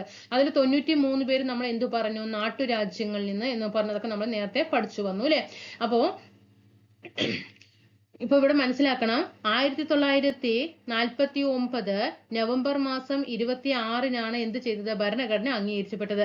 അതിൽ ഒപ്പുവെച്ചവരുടെ എണ്ണം എത്രയെന്ന് ചോദിക്കുമ്പോൾ 284 ചോദിച്ചിട്ടുണ്ട് കേട്ടോ. ക്വസ്റ്റ്യൻ ചോദിച്ചിട്ടുണ്ട്, പ്രീവിയസ് ക്വസ്റ്റ്യൻ ആണ്. 284, 202 അല്ലെ? 2 അപ്പം നോക്കണേ, 284 മറക്കരുത്. 49 നവംബർ 26 ഭരണഘടന അംഗീകരിച്ചത്. ആമുഖത്തിലെ ഒരേ ഒരു ഡേറ്റ് ആണ് 49 നവംബർ 26 എന്ന് പറയുന്നത്. ഇനി ഭരണഘടനാ നിർമ്മാണ സഭയിൽ നിന്നും പാകിസ്ഥാനിലേക്ക് അംഗങ്ങളൊക്കെ പോയപ്പോൾ എത്രയായിട്ട് കുറഞ്ഞു? 299 കുറഞ്ഞു. 49 നവംബർ 26 ഭരണഘടന അംഗീകരിക്കപ്പെട്ടു. 284 പേർ 1950 ജനുവരി 24 അന്തിമമായി ഭരണഘടന പാസാക്കിയപ്പോൾ ഒപ്പുവെച്ചു. 1950 ജനുവരി 26 ഈ ഭരണഘടന നിലവിൽ വന്നു. അപ്പൊ 3 ഡേറ്റ് നോക്കുക. 1949 നവംബർ മാസം 26 ഭരണഘടനയെ അംഗീകരിച്ചു. 1950 ജനുവരി 24 284 പേര് അതില് സൈൻ ചെയ്തു. 1950 ജനുവരി 26 ഭരണഘടന നിലവിൽ വന്നു. പഠിച്ചല്ലോ? 3 വർഷങ്ങളും ഡേറ്റ് വിത്ത് മാസം പഠിക്കുക. ഉപഭൂഖണ്ഡത്തിന്റെ വിഭജനത്തെ തുടർന്ന് കെട്ടഴിച്ചു വിട്ട ഭീകരമായ ആക്രമണങ്ങളുടെ പശ്ചാത്തലത്തിലാണ് ഇന്ത്യൻ ഭരണഘടന തയ്യാറാക്കിയത്. എത്ര കഷ്ടപ്പാടുണ്ടാവും നോക്കിക്കേ. ഉപഭൂഖണ്ഡത്തിന്റെ വിഭജനത്തെ തുടർന്ന് കെട്ടഴിച്ചു വിട്ട ഭീകരമായ ആക്രമണങ്ങളുടെ പശ്ചാത്തലത്തിലാണ് ഇന്ത്യൻ ഭരണഘടന തയ്യാറാക്കിയത്. തീവ്രമായ സമ്മർദ്ദത്തിൽ നിന്നുകൊണ്ടും വിഭജനത്തെ തുടർന്നുണ്ടായ സങ്കല്പിക്കാൻ കഴിയാത്ത കലാപങ്ങളിൽ നിന്ന് ശരിയായ പാഠം ഉൾക്കൊണ്ടും ഭരണഘടന തയ്യാറാക്കുന്നതിൽ അസാമാന്യമായ മനക്കരുത്ത് ഭരണഘടന നിർമ്മാണ സഭകളെ തെരഞ്ഞെടുത്തത് അല്ലെ? അതുപോലെ തന്നെ നോക്കിക്കേ, ഇനി ഇതിൽ നിങ്ങൾക്ക് ഈ ഇവിടെ പഠിക്കേണ്ടത് നോക്കിക്കേ, അതായത് അങ്ങനെയൊക്കെ എന്താണ് അത്രയും സംഭവങ്ങൾ നടക്കുമ്പോഴും ഭരണഘടനാ നിർമ്മാണ സഭയെ പ്രാതിനിധ്യ സ്വഭാവമുള്ളതാക്കാൻ ഗൗരവമായിട്ടുള്ള ശ്രമങ്ങൾ നടന്നു. അപ്പൊ നമ്മുടെ ഭരണഘടനാ നിർമ്മാണ സഭയെ എങ്ങനെയാക്കാനാണ്? അതായത് ഇത്രയും ഇന്ത്യ വിഭജനം നടക്കുന്നു, ആക്രമണങ്ങൾ കെട്ടയച്ചു വിടുന്നു, അവിടെ ഒരുപാട് നമുക്കറിയാലോ അന്നത്തെ സാഹചര്യങ്ങളൊക്കെ നമുക്കറിയാവുന്നതാണ്. അങ്ങനെ അത്രയും സാഹചര്യങ്ങൾക്കിടയിൽ പോലും നിന്നുപോലും നമ്മുടെ നേതാക്കള് ഭരണഘടനാ നിർമ്മാണ സഭയെ പ്രാതിനിധ്യ സ്വഭാവമുള്ളതാക്കാൻ അല്ലെ, എല്ലാവർക്കും തുല്യ പ്രാധാന്യം കൊടുത്തിട്ടാണ് എന്ത് ചെയ്യുന്നത്? ഗൗരവമായിട്ടുള്ള ശ്രമങ്ങളാണ് ആ ഭരണഘടനാ നിർമ്മാണത്തില് നടന്നത്. അങ്ങനെ മുകളിൽ സൂചിപ്പിച്ച പദ്ധതി അനുസരിച്ച് എല്ലാ മതവിഭാഗങ്ങൾക്കും പ്രാതിനിധ്യം നൽകി. ഇത് കൂടാതെ ശ്രദ്ധിക്കണേ, പട്ടിക വിഭാഗം ST വിഭാഗം ഉണ്ടല്ലോ, അതിൽ 28 അംഗങ്ങളാണ് നമ്മുടെ ഭരണഘടനാ നിർമ്മാണ സഭയിൽ ഉണ്ടായിരുന്നത് കേട്ടോ. നമ്മൾ 93 നാട്ടുരാജ്യങ്ങള്, 292 ബ്രിട്ടീഷ് പ്രവിശ്യ എന്നൊക്കെ പറഞ്ഞില്ലേ? 28 പട്ടിക വർഗം കേട്ടോ.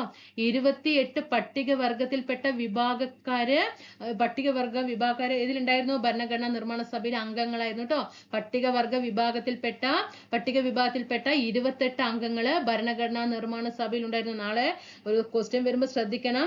ഭരണഘടനാ നിർമ്മാണ സഭയിൽ ഇത്ര അംഗങ്ങൾ, പട്ടിക വിഭാഗത്തിൽപ്പെട്ട ഇത്ര അംഗങ്ങൾ, നാട്ടുരാജ്യങ്ങൾക്ക് ഇത്ര സീറ്റ്, പട്ടിക ട അല്ലേ നമ്മൾ പറയാ, 8 എന്ന് പറയുമ്പോ ട അല്ലേ പറയാ. അപ്പൊ നോക്കിക്കേ 28. ഓക്കെ, അങ്ങനെ ഓർക്കണം. ഇനി രാഷ്ട്രീയ പാർട്ടികളുടെ അടിസ്ഥാനത്തിലാണെങ്കിൽ 82% സീറ്റ് കൈവശപ്പെടുത്തിയ കോൺഗ്രസിനായിരുന്നു അസംബ്ലിയിലെ മേധാവിത്വം. ഈ 82% അടക്കം ചോദിച്ചിട്ടുണ്ട് കേട്ടോ. എല്ലാവിധ അഭിപ്രായങ്ങളെയും ഉൾക്കൊള്ളുന്ന വൈവിധ്യങ്ങളെ അംഗീകരിക്കുന്ന പാർട്ടിയായിരുന്നു കോൺഗ്രസ്. ഇനി വിചിന്തന തത്വം, ദ പ്രിൻസിപ്പിൾ ഓഫ് ഡെലിബറേഷൻ. പ്രാതിനിധ്യ സ്വഭാവത്തിൽ നിന്നും മാത്രമല്ല ഭരണഘടനാ നിർമ്മാണ സഭയുടെ ആധികാരികത, നമ്മൾ പറഞ്ഞില്ലേ നേരത്തെ, പ്രാതിനിധ്യ സ്വഭാവം കൊണ്ടുവരാനായിട്ട് അത്രയും സാഹചര്യങ്ങളിലും അവർ ശ്രമിച്ചു എന്ന് പറഞ്ഞു. അത് മാത്രമാണോ? അല്ല. ഭരണഘടന തയ്യാറാക്കുന്നതിന് സ്വീകരിച്ച നടപടിക്രമങ്ങൾ, അതിലെ അംഗങ്ങൾ അവരുടെ ചർച്ചകളിൽ ഉയർത്തിപ്പിടിച്ച മൂല്യങ്ങൾ എന്നിവയും ആധികാരികത നിർണയിക്കുന്നതിൽ പ്രധാനപ്പെട്ട ഘടകങ്ങളാണ്. പ്രാതിനിധ്യ സ്വഭാവം അവകാശപ്പെടുന്ന ഒരു സഭയെന്ന നിലയിൽ സമൂഹത്തിലെ വിവിധ വിഭാഗങ്ങൾ അതിൽ പങ്കെടുക്കുന്നത് സ്വന്തം സ്വത്വത്തിന്റെയോ സമുദായത്തിന്റെയോ പ്രതിനിധികൾ എന്ന നിലയിൽ മാത്രമല്ല, മറിച്ച് രാജ്യത്തിന്റെ മൊത്തം താല്പര്യങ്ങൾ മനസ്സിൽ വെച്ചുകൊണ്ടാണ് അംഗങ്ങൾക്കിടയിൽ പലപ്പോഴും വിയോജിപ്പുകൾ ഉണ്ടായിരുന്നത്. എന്നാൽ ഇവയൊന്നും അംഗങ്ങളുടെ സ്വാർത്ഥ താല്പര്യങ്ങൾ സംരക്ഷിക്കുവാൻ വേണ്ടി ആയിരുന്നില്ല. ഇത് മനസ്സിലായോ നിങ്ങൾക്ക്? അതായത് സമൂഹത്തിലെ വിവിധ വിഭാഗങ്ങൾ ഉണ്ട് അല്ലെ ഭരണഘടനാ നിർമ്മാണ സഭ സമയത്ത്. അപ്പോ അതില് ഒരിക്കലും സ്വന്തമായിട്ടുള്ള ആഗ്രഹത്തിന്റെയോ അല്ലെങ്കിൽ സമുദായത്തിന്റെയോ പ്രതിനിധികൾ എന്ന നിലയിലല്ല, ഓരോ സമുദായങ്ങൾക്ക് വേണ്ടി ഓരോരുത്തരായിട്ടുണ്ടാവും, അങ്ങനെയൊന്നും അല്ല അവർ ചിന്തിച്ചത്. എങ്ങനെയാണ്? രാജ്യത്തിന്റെ മൊത്തം താല്പര്യങ്ങൾ മനസ്സിൽ വെച്ചുകൊണ്ടാണ് എന്ത് ചെയ്തത്, അതില് ഭരണഘടനാ നിർമ്മാണ സഭയിൽ പങ്കെടുത്തിട്ടുണ്ടായിരുന്നത്. അങ്ങനെ അംഗങ്ങൾക്കിടയിൽ ചിലപ്പോൾ പലപ്പോഴും വിയോജിപ്പുകളൊക്കെ ഉണ്ടാവും അല്ലെ, പക്ഷെ അവയൊന്നും അംഗങ്ങളുടെ സ്വാർത്ഥ താല്പര്യങ്ങൾ, വിയോജിപ്പ് എന്ന് പറയുമ്പോൾ ഇപ്പോ 10 പേര് ആ ഒരു ഭരണഘടനാ നിർമ്മാണ സഭയില് അത്രയും അംഗങ്ങൾക്കിടയിൽ പല അഭിപ്രായ വ്യത്യാസങ്ങൾ ഉണ്ടാവും. പക്ഷെ അത് അവരൊരിക്കലും സ്വന്തം കാര്യത്തിന് വേണ്ടിയിട്ടോ അവരുടെ സ്വന്തം സമുദായങ്ങളെ സംരക്ഷിക്കാൻ വേണ്ടിയിട്ടോ ആയിരുന്നില്ല, മൊത്തം രാജ്യങ്ങളുടെ, അതായത് സ്വാർത്ഥ താല്പര്യങ്ങൾക്ക് വേണ്ടി ആയിരുന്നില്ല എന്നാണ് പറയുന്നത്. രാജ്യത്തിന്റെ നന്മയ്ക്ക് വേണ്ടിയിട്ടായിരുന്നു എന്ത് ചെയ്തത്, ആ അഭിപ്രായ വ്യത്യാസങ്ങളില്, അതായത് വിയോജിപ്പുകൾ ഉണ്ടായിരുന്നത്. പിന്നെ നോക്കിക്കേ, മാത്രമല്ല താല്പര്യങ്ങൾ മനസ്സിച്ച അംഗങ്ങൾക്കിടയിൽ പലവെപ്പ് വിജയിപ്പിന്, എന്നാൽ ഇവയൊന്നും അംഗങ്ങളുടെ സ്വാർത്ഥ താല്പര്യങ്ങൾ സംരക്ഷിക്കാൻ വേണ്ടിയായിരുന്നില്ല. അടിസ്ഥാന തത്വങ്ങളിൽ ന്യായമായും അഭിപ്രായ വ്യത്യാസം ഉണ്ടായിരുന്നു. ഈ അഭിപ്രായ വ്യത്യാസങ്ങൾ പ്രധാനമായും എന്തൊക്കെയാണ് അഭിപ്രായ വ്യത്യാസങ്ങൾ വന്നത്? ഇന്ത്യ സ്വീകരിക്കേണ്ടത് കേന്ദ്രീകൃത ഗവൺമെന്റ് ആണോ അതോ വികേന്ദ്രീകൃത ഗവൺമെന്റ് ആണോ? അതൊരു അഭിപ്രായ വ്യത്യാസം ഭരണഘടനാ നിർമ്മാണ സഭയിൽ ഉണ്ടായിരുന്നു. എങ്ങനെയാണ്? ഇപ്പൊ നമുക്കറിയാം കേന്ദ്രീകൃത ഗവൺമെന്റ് ആണ് അല്ലെ, കേന്ദ്രീകൃത ഗവൺമെന്റ് വേണോ അതോ വികേന്ദ്രീകൃത ഗവൺമെന്റ് ആണോ? സംസ്ഥാനങ്ങളും കേന്ദ്രവും തമ്മിലുള്ള ബന്ധം എങ്ങനെ ആയിരിക്കണം? നീതിന്യായ വിഭാഗത്തിന്റെ അധികാരം എന്തായിരിക്കണം? ഭരണഘടന സ്വത്തവകാശം സംരക്ഷിക്കേണ്ടതുണ്ടോ? സ്വത്തവകാശം നമുക്കറിയാം ആദ്യം എന്തായിരുന്നു, സ്വത്തവകാശം എന്ന് പറയുന്ന ഒരു മൗലിക അവകാശമായിരുന്നു അല്ലെ, പക്ഷെ അത് മാറ്റിയില്ലേ, നിയമാവകാശം മാറ്റിയില്ലേ. ഭരണഘടന സ്വത്തവകാശം സംരക്ഷിക്കേണ്ടതുണ്ടോ? ഉണ്ടോ? ഇല്ല അല്ലെ. അങ്ങനെ എന്നിങ്ങനെ എന്ത് ചെയ്തു, ഇങ്ങനെയുള്ള കാര്യങ്ങളൊക്കെയാണ് എന്ത് ചെയ്തത്, അവിടെ വിയോജിപ്പ്, അഭിപ്രായ വ്യത്യാസങ്ങൾ ഉണ്ടായിരുന്നത്. അങ്ങനെ മിക്കവാറും എല്ലാ വിഷയങ്ങളും അതീവ താല്പര്യത്തോടെ ചർച്ച ചെയ്യപ്പെട്ടു. ഭിന്ന അഭിപ്രായമൊന്നും കൂടാതെ അതായത് ഓരോരോ കാര്യങ്ങൾ തീരുമാനം എടുക്കുമ്പോഴും ഭരണഘടനാ നിർമ്മാണ സഭയില് പല അഭിപ്രായ വ്യത്യാസങ്ങൾ ഉണ്ടായിട്ടുണ്ട്. പക്ഷേ അഭിപ്രായ വ്യത്യാസങ്ങൾ ഒന്നും ഒരാളുടെയും അഭിപ്രായത്തിൽ എന്ത് ചെയ്തിട്ടുണ്ടായിരുന്നില്ല, വ്യത്യാസങ്ങൾ ഉണ്ടായിരുന്നില്ല. അത് ഏതിലായിരുന്നു? ഭരണഘടനയിലെ ഒരേ ഒരു വകുപ്പ് മാത്രമാണ്. അത് ഏതാണ്? സാർവത്രിക വോട്ടവകാശത്തെ സംബന്ധിച്ച് ആയിരുന്നു. നല്ലൊരു ക്വസ്റ്റ്യൻ ആണ്. ഭരണഘടനാ നിർമ്മാണ സഭയിൽ ഭിന്നാഭിപ്രായമൊന്നും കൂടാതെ പാസാക്കപ്പെട്ട ഭരണഘടനയിലെ ഒരേ ഒരു വകുപ്പ് സാർവത്രിക വോട്ടവകാശത്തെ സംബന്ധിച്ച് ആയിരുന്നു. നിശ്ചിത പ്രായമെത്തിയ എല്ലാ പൗരന്മാർക്കും മതം, ജാതി, വിദ്യാഭ്യാസം, ലിംഗവ്യത്യാസം, വരുമാനം എന്നിവയൊന്നും പരിഗണിക്കാതെ വോട്ട് ചെയ്യാനുള്ള അവകാശം നൽകുമെന്നാണ് അതിനർത്ഥം. അപ്പൊ സാർവത്രിക വോട്ടവകാശം എന്ന് പറയുന്നത് എന്തൊക്കെയാണ്? മതമോ ജാതിയോ വിദ്യാഭ്യാസമോ ലിംഗവ്യത്യാസം, വരുമാനം എന്നിവയൊന്നും പരിഗണിക്കാതെ വോട്ട് ചെയ്യാനുള്ള അവകാശം നൽകുമെന്നാണ് അതിനർത്ഥം. അപ്പൊ അതിൽ മാത്രം ആർക്കും അഭിപ്രായ വ്യത്യാസം ഉണ്ടല്ല? ആർക്കും അഭിപ്രായ വ്യത്യാസം ഇല്ലാതെ പാസ്സാക്കപ്പെട്ടതാണ്. ആർക്കെല്ലാം വോട്ടവകാശം നൽകണം എന്ന വിഷയം ചർച്ച ചെയ്യേണ്ടതില്ല എന്ന് തീരുമാനിച്ചു. അതേസമയം മറ്റെല്ലാ വിഷയങ്ങളും ഗൗരവമായ ചർച്ചകൾക്കും സംവാദങ്ങൾക്കും വിധേയമാക്കി. ഭരണഘടനാ നിർമ്മാണ സഭയുടെ ജനാധിപത്യ പ്രതിബദ്ധതയ്ക്ക് ഇത് തന്നെയാണ് ഏറ്റവും വലിയ സാക്ഷ്യപത്രം. ഇനി ഡോക്ടർ രാജേന്ദ്ര പ്രസാദും അതുപോലെ തന്നെ ഡ്രാഫ്റ്റിംഗ് കമ്മിറ്റിയുടെ ചെയർമാനായ BR അംബേദ്കറും പരസ്പരം അഭിവാദ്യം ചെയ്യുന്ന ഒരു ഘടകമുണ്ട്. ഇതിൽ നോക്കണം, ഡ്രാഫ്റ്റിംഗ് കമ്മിറ്റി അംഗങ്ങൾ, പ്രത്യേകിച്ചും അതിലെ ചെയർമാനായ BR അംബേദ്കർ സ്വന്തം അനാരോഗ്യം പോലും വകവെക്കാതെ അത്യുത്സാഹത്തോടും അർപ്പണ മനോഭാവത്തോടെയും പ്രവർത്തിച്ചു എന്ന് മറ്റാരെക്കാളും നന്നായി ഞാൻ മനസ്സിലാക്കി. ആര് മനസ്സിലാക്കി? ഡോക്ടർ രാജേന്ദ്ര പ്രസാദ്. അപ്പൊ ഇങ്ങനെ ഒരു അഭിപ്രായം പറഞ്ഞത് ആരെ എന്ന് ചോദിച്ചാൽ അത് ഡോക്ടർ രാജേന്ദ്ര പ്രസാദാണ്. അതായത് ആ സമയത്ത് അംബേദ്കർക്ക് എന്തായിരുന്നു? ഹെൽത്ത്, അതായത് അനാരോഗ്യമാണല്ലേ, അദ്ദേഹത്തിന് അസുഖമായിരുന്നു. ആ സമയത്ത് പോലും എന്ത് ചെയ്യാൻ അദ്ദേഹം അത് വകവെക്കാതെ അത്യുത്സാഹത്തോടും അർപ്പണ മനോഭാവത്തോടും വേണ്ടിയിട്ടാണ് ഡ്രാഫ്റ്റിംഗ് കമ്മിറ്റി രൂപീകരിക്കുന്നതിൽ അദ്ദേഹം എന്ത് ചെയ്യുന്നത്? പരിശ്രമിച്ചത്. അപ്പൊ അദ്ദേഹത്തിനെ കുറിച്ചിട്ട് ഇങ്ങനെ, അംബേദ്കറെ കുറിച്ച് ഇങ്ങനെ അഭിപ്രായപ്പെട്ടത് ആരെന്ന് ചോദിച്ചാൽ ഡോക്ടർ രാജേന്ദ്ര പ്രസാദാണ്.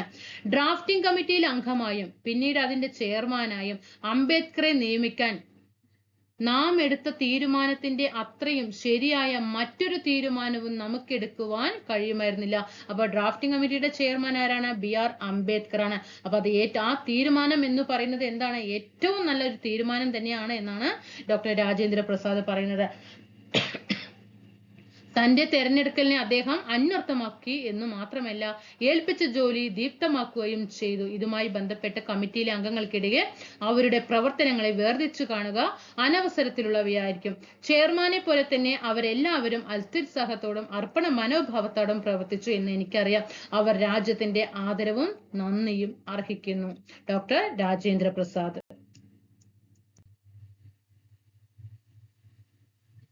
ഇനി പൊതുകാരണം നോക്കിക്കേ. പൊതുകാരണം, പബ്ലിക് റീസൺ അടിസ്ഥാനമാക്കിയിട്ടാണ് അംഗങ്ങൾ ഭരണഘടനാ നിർമ്മാണ സഭയുടെ പ്രവർത്തനങ്ങളെ ഏർപ്പെട്ടത് എന്നതിൽ നിന്നും ഭരണഘടന അതിന്റെ ആധികാരികത നേടുന്നു. എങ്ങനെയാണ് ഭരണഘടന ആധികാരികത നേടുന്നത്? പൊതുകാരണം അടിസ്ഥാനമാക്കിയിട്ടാണ്.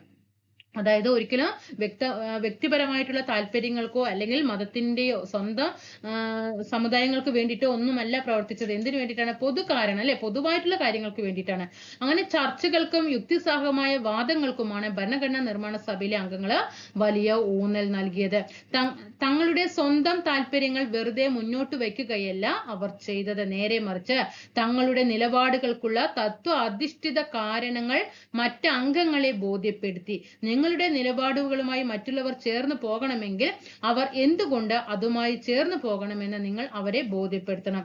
ഭരണഘടനാ നിർമ്മാണ സഭയിലെ ദീർഘമായ സംവാദങ്ങൾ വഴി ഭരണഘടനയിലെ ഓരോ വകുപ്പും സൂക്ഷ്മമായ പരിശോധനയ്ക്ക് വിധേയമാക്കി എന്നത് പൊതു കാരണത്തിനുള്ള ഏറ്റവും വലിയ കാര്യമാണ്. അപ്പൊ പൊതു കാരണത്തിനുള്ള ഏറ്റവും വലിയ കാരണം എന്താണ്?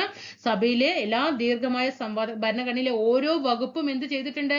സൂക്ഷ്മമായിട്ട് പരിശോധിച്ച ശേഷം മാത്രമാണ് അത് ഭരണഘടനയിൽ ഉൾപ്പെടുത്തിയിരിക്കുന്നത്. ഇനി ഇതൊക്കെ ഒന്ന് ജസ്റ്റ് എന്ത് ചെയ്യുക, അവിടെ ഒന്ന് ജസ്റ്റ് ഒന്ന് നോട്ട് ചെയ്ത് വെച്ചാൽ മതി. വായിക്കാനുള്ളതേ ഉള്ളൂ. ഒന്ന് പോസ്റ്റ് ചെയ്തിട്ട് എന്ത് ചെയ്യുക, വായിക്കുക കേട്ടോ. നേരത്തെ പറഞ്ഞിട്ടുള്ള കാര്യങ്ങൾ തന്നെയാണ്. അത് സ്ലൈഡിൽ കുറച്ചും കൂടി വലുതാക്കി തന്നിട്ടുണ്ട്. അതൊന്ന് വായിക്കാൻ പറ്റും. തങ്ങളുടെ നിലപാടുകൾക്കുള്ള തത്വാധിഷ്ഠിത കാര്യങ്ങൾ മറ്റു അംഗങ്ങളെ ബോധ്യപ്പെടുത്തി നിങ്ങളുടെ അതൊക്കെ നമ്മൾ നേരത്തെ പറഞ്ഞ കാര്യങ്ങൾ തന്നെയാണ്. നോക്കിക്കേ, ഭരണഘടനാ നിർമ്മാണ സഭയിലെ ദീർഘമായ സംവാദങ്ങൾ വഴി ഭരണഘടനയിലെ ഓരോ വകുപ്പും സൂക്ഷ്മമായ പരിശോധനയ്ക്ക് വിധേയമാക്കി എന്നത് പൊതുകാരണത്തിനുള്ള ഏറ്റവും വലിയ അംഗീകാരമാണ്. സ്വന്തം താല്പര്യങ്ങൾ മാത്രം എന്ന സങ്കുചിത ചിന്താഗതിയിൽ നിന്ന് അകന്നു മാറാൻ മറ്റുള്ളവർക്ക് ന്യായമെന്ന് തോന്നുന്ന നിങ്ങളുടെ പ്രവൃത്തികൾ നിങ്ങളെ സഹായിക്കും. ഫ്രഞ്ച് അമേരിക്കൻ വിപ്ലവങ്ങളുടെ പ്രാധാന്യത്തിന് സമാനമായി ഭരണഘടനാ രൂപീകരണ ചരിത്രത്തിലെ അത് അത്രയും കാര്യങ്ങളൊക്കെ നോട്ട് ചെയ്ത് വെച്ചാൽ മതി. ഇനി നടപടിക്രമങ്ങൾ നോക്കിയേ, പ്രൊസീജിയേഴ്സ് നോക്കാം. ഭരണഘടനാ നിർമ്മാണ സഭയുടെ സാധാരണ നടപടിക്രമങ്ങളിലും പൊതുകാരണത്തിന് ഊന്നൽ നൽകിയിട്ടുണ്ട്. വിവിധ വിഷയങ്ങൾ ഭരണഘടനാ നിർമ്മാണ സഭ ഇതാണ് നമുക്ക് എന്ത് ചെയ്തത്, കണ്ണൂര് കൊല്ലം LDCയിൽ ഈ ഭാഗത്ത് നിന്നാണ് ക്വസ്റ്റ്യൻസ് വന്നിരിക്കുന്നത്. അപ്പൊ നമുക്ക് എന്ത് ചെയ്യാം, നമ്മൾ നേരത്തെ ചർച്ച ചെയ്ത ഭാഗങ്ങളൊക്കെ നമുക്ക് എന്ത് ചെയ്യാം, പട്ടിക വിഭാഗത്തിൽ എത്ര അംഗങ്ങൾ, അങ്ങനെ കുറെ കാര്യങ്ങളുണ്ടല്ലോ, അത് ആ ഭാഗത്തൊക്കെ ക്വസ്റ്റ്യൻ വരാൻ സാധ്യതയുണ്ട്. നല്ല രീതിയിൽ ആ ഭാഗങ്ങളെ പഠിച്ചു മാറ്റണം. ഭരണഘടനാ നിർമ്മാണ സഭയിൽ എത്രയാണ്, 8 പ്രധാന കമ്മിറ്റികൾ ഉണ്ടായിരുന്നു. ഈ കമ്മിറ്റികളുടെ അധ്യക്ഷ സ്ഥാനം വഹിച്ചത്, 8 പ്രധാന കമ്മിറ്റികളുടെ അധ്യക്ഷ സ്ഥാനം വഹിച്ചത് ആയിരിക്കാണ്, ജവഹർലാൽ നെഹ്റു, രാജേന്ദ്ര പ്രസാദ്, സർദാർ വല്ലഭായ് പട്ടേൽ, മൗലാന ആസാദ്, പിന്നെ ഡോക്ടർ BR അംബേദ്കർ തുടങ്ങിയവരായിരുന്നു. പല കാര്യങ്ങളും ഇവർ തമ്മിൽ യോജിപ്പില്ലായിരുന്നു. കണ്ടോ, ഇവർ തമ്മിൽ പല കാര്യത്തിലും യോജിപ്പില്ലായിരുന്നു. നമ്മൾ അത് നേരത്തെ ചർച്ച ചെയ്തതാണ് അല്ലെ. കാരണം പലർക്കും പല അഭിപ്രായങ്ങളായിരിക്കും. കോൺഗ്രസിന്റെയും ഗാന്ധിജിയുടെയും കടുത്ത വിമർശകൻ ആരാണ്, അംബേദ്കർ ആണ്. കോൺഗ്രസിന്റെയും ഗാന്ധിജിയുടെയും കടുത്ത വിമർശകനായിരുന്നു അംബേദ്കർ. അതിനും എന്താണ്, അംബേദ്കറിന് അതിൻ്റെതായിട്ടുള്ള കാര്യങ്ങൾ ഉണ്ടാകും. കാരണം എന്താണ് കാരണം, പട്ടികജാതിക്കാരുടെ ഉന്നമനത്തിന് ആവശ്യമായതൊക്കെ ചെയ്യാതിരുന്നതിന് അവരെ അദ്ദേഹം കുറ്റപ്പെടുത്തി. അതായത് ഗാന്ധിജിയെയും കോൺഗ്രസിനെയും അംബേദ്കർ കുറ്റപ്പെടുത്താൻ കാരണം എന്താണ്, പട്ടികജാതിക്കാരുടെ ഉന്നമനത്തിന് വേണ്ടതൊന്നും ചെയ്തില്ല എന്നത് പറഞ്ഞിട്ടായിരുന്നു അംബേദ്കർ കുറ്റപ്പെടുത്തിയത്. പട്ടേലും നെഹ്റുവുമാകട്ടെ നിരവധി വിഷയങ്ങളിൽ വിയോജിപ്പുള്ളവരായിരുന്നു. സർദാർ വല്ലഭായ് പട്ടേലും നെഹ്റുവും നിരവധി വിഷയങ്ങളിൽ വിയോജിപ്പുള്ളവരായിരുന്നു. എന്നിരുന്നാലും അവർ എല്ലാവരും ഒത്തൊരുമയോടെ പ്രവർത്തിച്ചു. ഓരോ കമ്മിറ്റിയും ഭരണഘടനയുടെ പ്രത്യേക വ്യവസ്ഥകളുടെ കരട് തയ്യാറാക്കുകയും ഭരണഘടനാ നിർമ്മാണ സഭയിൽ ചർച്ചകൾക്ക് വിധേയമാക്കുകയും ചെയ്തു. എല്ലാവരും അംഗീകരിച്ച വ്യവസ്ഥകൾ ഏതെങ്കിലും പ്രത്യേക താല്പര്യത്തിന് ഹാനികരമല്ല എന്ന വിശ്വാസത്തിന്റെ അടിസ്ഥാനത്തിൽ അഭിപ്രായ സമവായത്തിലെത്തുവാൻ സാധാരണയായിട്ട് ശ്രമിച്ചിരുന്നു. ചില വ്യവസ്ഥകൾ വോട്ടെടുപ്പിന് വിധേയമായിട്ടാണ് അംഗീകരിച്ചത് കേട്ടോ. നോക്കണം, എല്ലാതും ഓരോ അംഗങ്ങളുടെ തീരുമാനത്തിനനുസരിച്ചിട്ടായിരുന്നില്ല. ചില വ്യവസ്ഥകളൊക്കെ എന്ത് ചെയ്തിട്ടുണ്ടായിരുന്നു, വോട്ടെടുപ്പിന് വിധേയമാക്കിയിട്ടായിരുന്നു അംഗീകരിച്ചിട്ടുണ്ടായിരുന്നത്. ചില വ്യവസ്ഥകൾ വോട്ടെടുപ്പിന് വിധേയമായാണ് അംഗീകരിച്ചത്. ഓരോ തവണയും ഒരു ചെറിയ വാദഗതിയോ അല്ലെങ്കിൽ തടസ്സവാദമോ അഭിപ്രായമോ ഉയർന്നു വരുമ്പോൾ വളരെയധികം സൂക്ഷ്മതയോടെയാണ് അവ കൈകാര്യം ചെയ്തത്. ഒരു കാര്യത്തിൽ ഒരു തീരുമാനം എടുക്കുന്ന സമയത്ത് ആരെങ്കിലും എന്തെങ്കിലും ചെറിയൊരു അഭിപ്രായ വ്യത്യാസം പറഞ്ഞിട്ടുണ്ടെങ്കിൽ ആ വകുപ്പിനെ എന്ത് ചെയ്യും, വീണ്ടും സൂക്ഷ്മതയോടെ പരിശോധിച്ച ശേഷം മാത്രമാണ് അതിന് എന്ത് ചെയ്തത്, അംഗീകാരം കൊടുത്തിട്ടുണ്ടായിരുന്നത്. തടസ്സവാദങ്ങൾ എഴുതിയെടുത്താണ്, അതായത് ഒരുപാട് പേരുടെ അഭിപ്രായങ്ങൾ അത് വന്നു കഴിഞ്ഞാൽ അതിനെന്ത് ചെയ്യും, അതിനെന്തെങ്കിലും തടസ്സങ്ങൾ വന്നു കഴിഞ്ഞാൽ ആ തടസ്സവാദങ്ങളൊക്കെ എന്ത് ചെയ്തു, എഴുതിയെടുത്തിട്ടാണ് അതിനെ എന്ത് ചെയ്തത്, പരിഗണിച്ചിട്ടുണ്ടായിരുന്നത്. അസംബ്ലി 2 വർഷത്തിനും 11 മാസത്തിനും ഇടയിൽ 166 ദിവസമാണ് യോഗം ചേർന്നത്. നമുക്കറിയാം, ഒരു കോൺസ്റ്റിറ്റ്യൂഷൻ നിർമ്മാണ ഘട്ടം നമുക്കറിയാം 2 വർഷം നമ്മൾ പറയുന്നുണ്ട്, 11 മാസം പറയുന്നുണ്ട്, 17 അല്ലെങ്കിൽ 18, അത് ഓരോരോ ബുക്കിൽ ഓരോന്ന് പറയുന്നുണ്ട്, 17 അല്ലെങ്കിൽ 18 ദിവസം പറയുന്നുണ്ട്. അപ്പൊ മൊത്തം എത്ര ദിവസമാണ് ഒരു കോൺസ്റ്റിറ്റ്യൂഷന്റെ നിർമ്മാണ ഘട്ടം എന്ന് പറയുന്നത്? 166 ദിവസങ്ങളാണ് ഇവർ യോഗം ചേർന്നത്. 2 വർഷവും 11 മാസത്തിനുമിടയിൽ എത്ര യോഗം ചേർന്നിട്ടുണ്ട്? 166. ഇതൊക്കെ നോട്ട് ചെയ്യണം കേട്ടോ. 166 ദിവസം യോഗം ചേർന്നു. ഈ യോഗങ്ങളില് ഇതൊക്കെ നോട്ട് ചെയ്തോളൂ. പത്രപ്രവർത്തകർക്കും പൊതുജനങ്ങൾക്കും പ്രവേശനാനുമതി ലഭിച്ചിരുന്നു. അപ്പൊ ഈ യോഗം ചേരുന്ന സമയങ്ങളിലൊക്കെ 166 യോഗങ്ങൾ ചേരുമ്പോഴൊക്കെ അവിടെ അനുമതി ആർക്കൊക്കെ ഉണ്ടായിരുന്നു? പത്രപ്രവർത്തകർക്കും പൊതുജനങ്ങൾക്കും പ്രവേശനാനുമതി ലഭിച്ചിട്ടുണ്ടായിരുന്നു. പക്ഷേ നമ്മൾ ഫസ്റ്റ് പഠിച്ചിട്ടുണ്ടായിരുന്നു, ഒരിക്കലും കോൺസ്റ്റിറ്റ്യൂഷന്റെ നിർമ്മാണം കഴിഞ്ഞതിന് ശേഷമൊന്നും അത് മറ്റ് രാജ്യങ്ങളെ പോലെ ജനങ്ങളുടെ മുന്നിലേക്ക് അത് കൊടുത്തിട്ടുണ്ടായിരുന്നില്ല നമ്മുടെ ഇന്ത്യൻ ഭരണഘടന കേട്ടോ. ഇന്ത്യൻ ഭരണഘടന ഒരിക്കലും ജനഹിത പരിശോധനയ്ക്ക് വിധേയമാക്കപ്പെട്ടിട്ടില്ല. അത് അവിടെ. പക്ഷെ ഇവിടെ യോഗം ചേരുമ്പോൾ പത്രപ്രവർത്തകർക്കും പൊതുജനങ്ങൾക്കൊക്കെ പ്രവേശനാനുമതി ലഭിച്ചിട്ടുണ്ടായിരുന്നു. ഇനി നമുക്കറിയാം 46 ഡിസംബർ 13 നമ്മുടെ നെഹ്റു ലക്ഷ്യപ്രമേയം കൊണ്ടുവരുന്നുണ്ട് അല്ലെ. ആ ലക്ഷ്യപ്രമേയത്തിലെ വസ്തുതകൾ എന്തൊക്കെയാണെന്ന് നമുക്ക് നോക്കാം. ഒന്ന്, ലക്ഷ്യപ്രമേയത്തിലെ പ്രധാനപ്പെട്ട ആശയങ്ങൾ എന്തൊക്കെയാണെന്ന് നോക്കാം. ഇന്ത്യ, ഓരോരോ പോയിന്റ് നോക്കിക്കോളൂ. ഇന്ത്യ ഒരു സ്വതന്ത്ര പരമാധികാര റിപ്പബ്ലിക്കാണ്. ഓക്കെ, അറിയാം അല്ലെ. 2, ഇന്ത്യ ബ്രിട്ടീഷ് ഇന്ത്യൻ ഭൂപ്രദേശങ്ങളുടെയും ഇന്ത്യയിലെ നാട്ടുരാജ്യങ്ങളുടെയും യൂണിയന്റെ ഭാഗമാകാൻ ആഗ്രഹിക്കുന്ന ഈ ബ്രിട്ടീഷ് ഇന്ത്യക്ക് പുറത്തുണ്ടായിരുന്ന മറ്റു ഭാഗങ്ങളുടെയും ഒരു യൂണിയൻ ആയിരിക്കും. യൂണിയനിൽ നിയോഗിക്കപ്പെട്ടിട്ടുള്ളതോ നിക്ഷിപ്തമോ ആയ പ്രദേശങ്ങളെ യൂണിയനെ രൂപീകരിക്കുന്ന മുഴുവൻ പ്രദേശങ്ങളും സ്വയംഭരണാധികാരമുള്ള യൂണിറ്റുകളായിരിക്കുകയും ഗവൺമെന്റിന്റെയും ഭരണത്തിന്റെയും എല്ലാ അധികാരങ്ങളും ചുമതലകളും നിർവഹിക്കുകയും ചെയ്യും. നിങ്ങളൊന്ന് വായിച്ചു നോക്കിയാൽ മതി. എന്നാൽ ഞാൻ ഒറ്റ ജസ്റ്റ് ഒന്ന് വായിച്ചു തരാം. സ്വതന്ത്ര പരമാധികാരം ഇന്ത്യയുടെയും ഭരണഘടനയുടെയും എല്ലാ അധികാരവും ജനങ്ങളിൽ നിന്ന് ഉത്ഭവിക്കുന്നതാണ്. സാമൂഹ്യ സാമ്പത്തിക രാഷ്ട്രീയ നീതി പദവിയിലും അവസരങ്ങളിലുമുള്ള സമത്വം, നിയമത്തിന് മുന്നിലെ തുല്യത, സംസാരിക്കുവാനും പ്രകടിപ്പിക്കാനും വിശ്വസിക്കാനും ആരാധന നടത്താനും തൊഴിൽ ചെയ്യാനും സംഘടിക്കാനും പ്രവർത്തിക്കാനുമുള്ള മൗലിക സ്വാതന്ത്ര്യങ്ങൾ എന്നിവ നിയമനത്തിലും പൊതു ധാർമ്മികതയ്ക്കും വിധേയമായി ഇന്ത്യയിലെ എല്ലാ ജനങ്ങൾക്കും ഉറപ്പു ചെയ്യുകയും സംരക്ഷിക്കുകയും ചെയ്യുന്നു. ന്യൂനപക്ഷം, പിന്നോക്ക ഗോത്രവർഗ മേഖല, അടിച്ചമർത്തപ്പെട്ടവർ, മറ്റു പിന്നോക്ക വിഭാഗങ്ങൾ തുടങ്ങിയവർക്ക് മതിയായ സംരക്ഷണം നൽകുന്നതാണ്.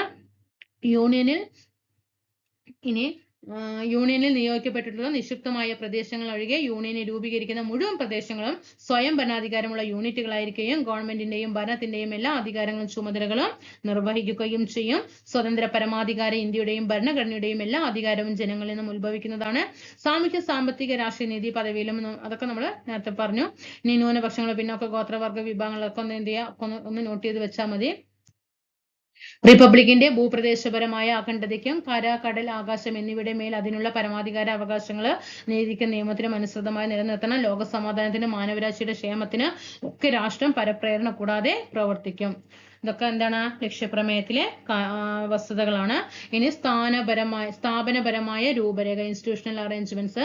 ഗവൺമെന്റ് സ്ഥാപനങ്ങളുടെ സന്തുലിതമായ ക്രമീകരണമാണ് ഭരണഘടനയുടെ കാര്യക്ഷമത ഉറപ്പാക്കുന്ന മൂന്നാമത്തെ ഘടകം. നോക്കിക്കേ, ഗവൺമെന്റ് സ്ഥാപനങ്ങളുടെ സന്തുലിതമായ, അല്ലെ, ഒരു ഗവൺമെന്റ് സ്ഥാപനം എന്ന് പറയുമ്പോൾ അത് ജനങ്ങൾക്ക് എല്ലാ രീതിയിലും ഒരേപോലെ പിന്തുണ കൊടുക്കണം, അല്ലെ? അതാണ് ഭരണഘടനയുടെ കാര്യക്ഷമത ഉറപ്പാക്കുന്നതിൽ മെയിൻ ആയിട്ടുള്ള കാര്യം എന്ന് പറഞ്ഞാൽ. ഗവൺമെന്റ് ജനാധിപത്യപരവും ജനങ്ങളുടെ ക്ഷേമത്തോട് പ്രതിബദ്ധത പുലർത്തുന്നവയുമായിരിക്കണം എന്നതാണ് അടിസ്ഥാന തത്വം. നിയമനിർമ്മാണ വിഭാഗം, കാര്യനിർവഹണ വിഭാഗം, നിയമം നിർമ്മിക്കുന്നത് ആരാണ്? പാർലമെന്റ് അല്ലേ? ഓക്കെ. നീതിന്യായ വിഭാഗം ആരാണ്? സുപ്രീം കോടതി വിഭാഗങ്ങളാണ്. കാര്യനിർവഹണ വിഭാഗം ആരാണ്? അത് ഗവൺമെന്റ് ഉദ്യോഗസ്ഥരാണ്. എന്നീ സ്ഥാപനങ്ങൾക്കിടയിൽ ശരിയായ സന്തുലനം രൂപപ്പെടുത്തുന്നതിന് ഭരണഘടനാ നിർമ്മാണ സഭ ധാരാളം സമയം ചെലവഴിക്കുകയുണ്ടായി. നിയമനിർമ്മാണ വിഭാഗത്തിനും കാര്യനിർവഹണ വിഭാഗത്തിനും അധികാരം വിഭജിച്ച് കൊടുത്തു. മനസ്സിരുത്തിയിട്ടൊക്കെ ഒന്ന് എല്ലാം വായിക്കണം കേട്ടോ. പിന്നെ നൽകുന്ന പാർലമെന്ററി വ്യവസ്ഥയും കേന്ദ്ര സംസ്ഥാന ഗവൺമെന്റുകൾ അധികാരം പങ്കിടുന്ന ഫെഡറൽ സമ്പ്രദായം സ്വീകരിക്കുന്നതിനും ഇത് ഇടയാക്കി. ഏറ്റവും സന്തുലിതമായ ഗവൺമെന്റ് സംവിധാനങ്ങൾക്ക് രൂപം നൽകുമ്പോൾ മറ്റുള്ള രാജ്യങ്ങളിലെ പരീക്ഷണങ്ങളിൽ നിന്നും അനുഭവങ്ങളിൽ നിന്നും പാഠങ്ങൾ ഉൾക്കൊള്ളുവാൻ ഭരണഘടനാ നിർമ്മാതാക്കൾ യാതൊരു മടിയും കാട്ടിയിട്ടില്ല. അങ്ങനെയാണല്ലോ നമ്മൾ കോൺസ്റ്റിറ്റ്യൂഷനിൽ പല കാര്യങ്ങളും പല രാജ്യങ്ങളിൽ നിന്നും കടമെടുത്തിരിക്കുന്നത്. അതുകൊണ്ട് തന്നെ മറ്റു രാജ്യങ്ങളുടെ ഭരണഘടനകളിൽ നിന്നും കടം കൊള്ളുന്നതിന് നമ്മുടെ ഭരണഘടനാ നിർമ്മാണ സഭ വിമുഖത കാണിച്ചില്ല. വാസ്തവത്തിൽ തങ്ങളുടെ മുമ്പിലുള്ള ജോലി യഥാസമയം പൂർത്തീകരിക്കുന്നതിനായിട്ട് ഏതു ഭൗതിക വാദഗതിയിലും അല്ലെങ്കിൽ ഏതു ചരിത്ര വസ്തുതകളിലും കൈവയ്ക്കാനുള്ള വിശാലമായ അറിവ് അവർക്കുണ്ടായിരുന്നു എന്നതിന്റെ തെളിവാണിത്. ഇനി ഡോക്ടർ ബി.ആർ. അംബേദ്കറുടെ കോട്ടിംഗ് നോക്കണം. ലോക ചരിത്രത്തിൽ ഈ കാലത്ത് തയ്യാറാക്കപ്പെട്ട ഒരു ഭരണഘടനയിൽ ഏതെങ്കിലും പുതിയതായി ഉണ്ടാകുമോ എന്ന് ചോദിക്കാൻ ഞാൻ ആഗ്രഹിക്കുന്നു. പുതിയതായി എന്തെങ്കിലും ഉണ്ടാവുമെങ്കിൽ അത് നിലനിൽക്കുന്ന തെറ്റുകളെ ഇല്ലാതാക്കി രാജ്യത്തിന്റെ ആവശ്യങ്ങൾക്ക് അനുരൂപമാക്കുക എന്നതും മാത്രമാണ്. ഇതാരാണ്? 1948 നവംബറിലെ ബി.ആർ. അംബേദ്കർ ആണ്. ഇനി വിവിധ രാജ്യങ്ങളുടെ ഭരണഘടനയിൽ നിന്നും കടമെടുത്ത വ്യവസ്ഥകളൊക്കെ നോക്കാം. ബ്രിട്ടീഷ് ഭരണഘടനയിൽ നിന്ന് ചോദ്യം വന്നത് കണ്ടല്ലോ അല്ലെ? ഇപ്രാവശ്യത്തെ എക്സാമിന് വന്നു കണ്ടില്ലേ? കേവല ഭൂരിപക്ഷ വ്യവസ്ഥ FPTP, പാർലമെന്ററി ഭരണ സമ്പ്രദായം, നിയമവാഴ്ച എന്ന ആശയം, സ്പീക്കറുടെ സ്ഥാപനം, അവരുടെ പങ്കും, നിയമനിർമ്മാണ നടപടിക്രമം, ഇതൊക്കെ എവിടുന്നാണ്? ബ്രിട്ടീഷ് ഭരണഘടനയിൽ നിന്നാണ്. കേവല ഭൂരിപക്ഷ വ്യവസ്ഥ, പാർലമെന്ററി ഭരണ സമ്പ്രദായം, നിയമവാഴ്ച, സ്പീക്കറുടെ സ്ഥാപനം, നിയമനിർമ്മാണ നടപടിക്രമം. പഠിക്കണേ. കേവല ഭൂരിപക്ഷം, പാർലമെന്ററി ഭരണ സമ്പ്രദായം, നിയമവാഴ്ച, സ്പീക്കറുടെ സ്ഥാപനം. നാളെയൊക്കെ സ്പീക്കറുടെ സ്ഥാപനം എന്ന് പറഞ്ഞിട്ട് വന്നാൽ മറക്കരുത്. സ്പീക്കറുടെ സ്ഥാപനം ബ്രിട്ടീഷ് ഭരണഘടനയിൽ നിന്ന് കടമെടുത്തതാണ്. നിയമനിർമ്മാണം, നിയമവാഴ്ച കേട്ടോ, വാഴ്ച, നിർമ്മാണം. ഐറിഷ് രാഷ്ട്ര നയവുമായി ബന്ധപ്പെട്ട നിർദ്ദേശക തത്വങ്ങൾ. അയർലൻഡ് അല്ലെ? ഫ്രാൻസിന്റെ ഭരണഘടന സ്വാതന്ത്ര്യം, സമത്വം, സാഹോദര്യം എന്നീ തത്വങ്ങള്. പിന്നെ ഫ്രാൻസിന്റെ അത് നമ്മൾ പറഞ്ഞു. അമേരിക്കയിലാണ് മൗലിക അവകാശങ്ങളെ കുറിച്ചിട്ടുള്ള അധ്യായം. നീതിന്യായ പുനഃപരിശോധന, നീതിന്യായ വിഭാഗത്തിന്റെ സ്വാതന്ത്ര്യം. കനേഡിയൻ ഭരണഘടനയിൽ നിന്നാണ് അർദ്ധ ഫെഡറൽ ഗവൺമെന്റ്, ശക്തമായ കേന്ദ്ര ഗവൺമെന്റോടുകൂടിയ ഫെഡറൽ സമ്പ്രദായം. ഇപ്പൊ നമുക്കറിയാം കേന്ദ്രം സ്റ്റേറ്റ് ഏറ്റവും പരമാധികാരം ആർക്ക് തന്നെയാണ്? കേന്ദ്ര ഗവൺമെന്റിന് തന്നെയാണ് അല്ലെ? അപ്പൊ ആ ആശയം എവിടുന്നാണ്? നമ്മുടെ കാനഡയിലും അങ്ങനെ തന്നെയാണ്. അവിടെ നിന്നാണ് നമ്മുടെ ഇന്ത്യൻ ഭരണഘടന കടം കൊണ്ടിരിക്കുന്നത്. അവശിഷ്ടാധികാരം കാനഡയാണ്. ഇനി ഇതാ ഈ ക്വസ്റ്റ്യൻസ് നിങ്ങളൊന്ന് ചെയ്യാനായിട്ട് ശ്രമിക്കട്ടെ. ആൻസർ ചെയ്യാൻ കഴിയുന്നുണ്ടോ നോക്കാം. ഇവയിൽ ഏതാണ് ഭരണഘടനയുടെ ചുമതല അല്ലാത്തത്? ഭരണഘടനയുടെ ചുമതല അല്ലാത്തത് നോക്കിക്കേ. പൗരന്റെ അവകാശങ്ങൾ അത് ഉറപ്പ് നൽകുന്നു. ഉറപ്പ് നൽകുന്നില്ലേ? നൽകുന്നുണ്ട്. ഗവൺമെന്റിന്റെ വിവിധ ഘടകങ്ങളുടെ അധികാര മേഖല, അധികാരങ്ങൾ വിഭജിച്ച് നൽകിയില്ലേ അതില്? ഓരോന്നിനും ഓരോ സ്ഥാപനത്തിനും ഇന്ന അധികാരം കൊടുത്തു. നല്ല ആളുകൾ അധികാരത്തിൽ വരുന്നു എന്ന് അത് ഉറപ്പാക്കുന്നു. നല്ല ആളുകൾ അധികാരത്തിൽ വരുന്നു എന്ന് എപ്പോഴും ഭരണഘടനയ്ക്ക് ഉറപ്പാക്കാൻ പറ്റുമോ? ഇല്ല. കാരണം നമ്മൾ ഓരോരുത്തരും ഓരോ കാലഘട്ടം മാറുന്നതിനനുസരിച്ച് നല്ലവരെ കൊണ്ടുവരുന്നു അല്ലെ? അപ്പൊ ഇതെന്താണ്? ഇത് തെറ്റാണ് അല്ലെ? പൊതുവായി പങ്കുവെക്കപ്പെടുന്ന മൂല്യങ്ങളെ അത് പ്രകാശിപ്പിക്കുന്നു. കണ്ടോ? ഇനി പാർലമെന്റിനേക്കാൾ ഉന്നതമാണ് ഭരണഘടനയുടെ ആധികാരികത എന്ന നിഗമനത്തിൽ എത്തിച്ചേരാനുള്ള പ്രധാന കാരണം താഴെ പറയുന്നവയിൽ ഏതാണ്? ഇതൊക്കെ ഒന്ന് വായിച്ചു നോക്കിയിട്ട് നിങ്ങൾക്ക് ചെയ്യാൻ കഴിയുന്നുണ്ടോ എന്നൊക്കെ നോക്കണം കേട്ടോ. താഴെ ആൻസർ ഒന്ന് വായിച്ചിട്ടൊന്ന് കമന്റ് ചെയ്യാം കേട്ടോ. പാർലമെന്റിനേക്കാൾ ഉന്നതമാണ് ഭരണഘടനയുടെ ആധികാരികത എന്ന നിഗമനത്തിൽ, പാർലമെന്റിനേക്കാൾ ഉന്നതമാണ് ഭരണഘടനയുടെ ആധികാരികത, അത് ശരി തന്നെയാണല്ലോ, ശരിയാണ്. അത് എത്തിച്ചേരാനുള്ള പ്രധാന കാരണം താഴെ പറയുന്നതിൽ ഏതാണ് എന്നാണ്. ഇനി ഭരണഘടനയെ കുറിച്ച് താഴെ നൽകിയിരിക്കുന്ന പ്രസ്താവനകൾ ശരിയോ തെറ്റോ എന്നൊക്കെ പ്രസ്താവിക്കുക. അതാ ഈ 2 ക്വസ്റ്റ്യൻ ആൻസർ താഴെ ഒന്ന് കമന്റ് ചെയ്ത് തരാം കേട്ടോ. നിങ്ങൾ ഇത്രയും ഈ ലെസണിൽ നിന്ന് വായിച്ചതല്ലേ, നമുക്കൊരു നോർമലായിട്ട് തന്നെ നമുക്ക് എന്ത് ചെയ്യാം, വായിച്ചാൽ അതിൽ മനസ്സിലാകാവുന്നതേ ഉള്ളൂ കേട്ടോ. അപ്പോൾ നമ്മൾ റാങ്ക് മേക്കിംഗ് സീരീസ് സ്റ്റാർട്ട് ചെയ്തിരിക്കുകയാണ്. അത് 1ാമത്തെ ക്ലാസ് ആണ്. നമുക്ക് എന്ത് ചെയ്യാം, മെയിൻ ആയിട്ടുള്ള ഓരോ ഭാഗങ്ങൾ നമുക്ക് എല്ലാ വിഷയങ്ങളും ഉൾപ്പെടുത്തിയിട്ട് എന്ത് ചെയ്യാം. ഇനിയിപ്പോൾ നമ്മൾ സിലബസ് ബേസ് ആയിട്ട് നമ്മുടെ ചാനൽ ഇഷ്ടംപോലെ ക്ലാസ്സുകൾ ഇട്ടിട്ടുണ്ട്, നല്ല രീതിയിൽ മാറ്റുക. ഇനി റാങ്ക് മേക്കിംഗ് സീരീസ് കൊണ്ട് നമ്മളിങ്ങനെ സ്റ്റാർട്ട് ചെയ്യാൻ പോവുകയാണ്. അപ്പോൾ ഇത് 1ാമത്തെ ക്ലാസ് ആണ്. അപ്പോൾ നമുക്ക് എന്നും എക്സാമിൽ വരുന്ന എല്ലാ ഇമ്പോർട്ടന്റ് ഏരിയകളെയും കോർത്തിണക്കിക്കൊണ്ടായിരിക്കും ഇനിയുള്ള ക്ലാസ്. നമുക്കിനി അടുത്ത് നമുക്ക് വരാൻ പോകുന്ന നമുക്ക് ഇനി മുന്നിൽ കുറേ ജില്ലക്കാർക്ക് അടുത്ത എക്സാം കിടക്കുന്നുണ്ട്. ഇനി അതുപോലെ വരാൻ പോകുന്ന LGS, OA, ലാബ് അസിസ്റ്റന്റ്, ഇതിനൊക്കെ വേണ്ടിയിട്ടായിരിക്കും റാങ്ക് മേക്കിംഗ് സീരീസ് പറഞ്ഞിട്ട് ഒരു പാർട്ട് പോകുന്നത്. അപ്പൊ തീർച്ചയായിട്ടും നിങ്ങളുടെ സപ്പോർട്ട് പ്രതീക്ഷിക്കുന്നു. നല്ല നല്ല ക്വസ്റ്റ്യൻസ് ആയിട്ട് നല്ല PSC എങ്ങനെ ചോദിച്ചാലും നമുക്ക് ആൻസർ ചെയ്യാവുന്ന രീതിയിലായിരിക്കും നമ്മുടെ ക്ലാസ്സുകൾ പോകുക. അപ്പൊ നിങ്ങളുടെ നിങ്ങളുടെ സപ്പോർട്ട് പ്രതീക്ഷിക്കുന്നു. ക്ലാസ് ഇഷ്ടപ്പെടുകയാണെങ്കിൽ തീർച്ചയായിട്ടും സബ്സ്ക്രൈബ് ചെയ്തിട്ട് ആ റൈറ്റ് കാണുന്ന ബെൽ ബട്ടൺ കൂടിയിട്ടൊന്ന് ഇനേബിൾ ചെയ്തിടണം കേട്ടോ. പിന്നെ നമ്മുടെ യൂട്യൂബിൽ പ്ലേലിസ്റ്റ് കുറച്ചൊക്കെ ചെയ്തിട്ടുണ്ടായിരുന്നു, കുറച്ച് ചെയ്തിടാനായിട്ട് പറ്റിയിട്ടില്ല, ടൈം കിട്ടാത്തത് കൊണ്ടാണ്. അപ്പൊ നിങ്ങൾ തീർച്ചയായിട്ടും ടെലിഗ്രാം ഗ്രൂപ്പിൽ ജോയിൻ ചെയ്യുകയാണെങ്കിൽ എന്താണ്, നമുക്ക് അവിടെ ക്ലാസ് തരേണ്ട ആവശ്യമില്ല. സ്ക്രോൾ ചെയ്തിട്ട് മേലോട്ട് പോയാൽ തന്നെ ക്ലാസ്സിൽ അവിടെ ടെലിഗ്രാം ഗ്രൂപ്പിൽ കിടക്കുന്നുണ്ടാകും. പിന്നെ നമുക്ക് ടെലിഗ്രാം ഗ്രൂപ്പിൽ അനാവശ്യമായിട്ട് ഒരു മെസ്സേജോ കാര്യങ്ങളോ ഒന്നുമില്ല, നമുക്ക് ക്ലാസ് കാണാനും പെട്ടെന്ന് എളുപ്പമാണ്. അപ്പൊ അതുകൊണ്ട് എന്ത് ചെയ്യുക, ടെലിഗ്രാം ഗ്രൂപ്പിൽ കൂടി ജോയിൻ ചെയ്യുക, ഡിസ്ക്രിപ്ഷൻ ബോക്സിൽ കൊടുക്കുക കേട്ടോ. അപ്പൊ ക്ലാസ്സിന് എടുത്തത് എങ്ങനെയുണ്ട് അല്ലെങ്കിൽ മാറ്റം വരുത്തണോ എന്നും കൂടിയിട്ട് എന്ത് ചെയ്യുക, നിങ്ങൾ താഴെ കമന്റ് ചെയ്യുക കേട്ടോ. അപ്പൊ നമുക്ക് അടുത്ത ക്ലാസ്സിൽ കാണാം. Thank you.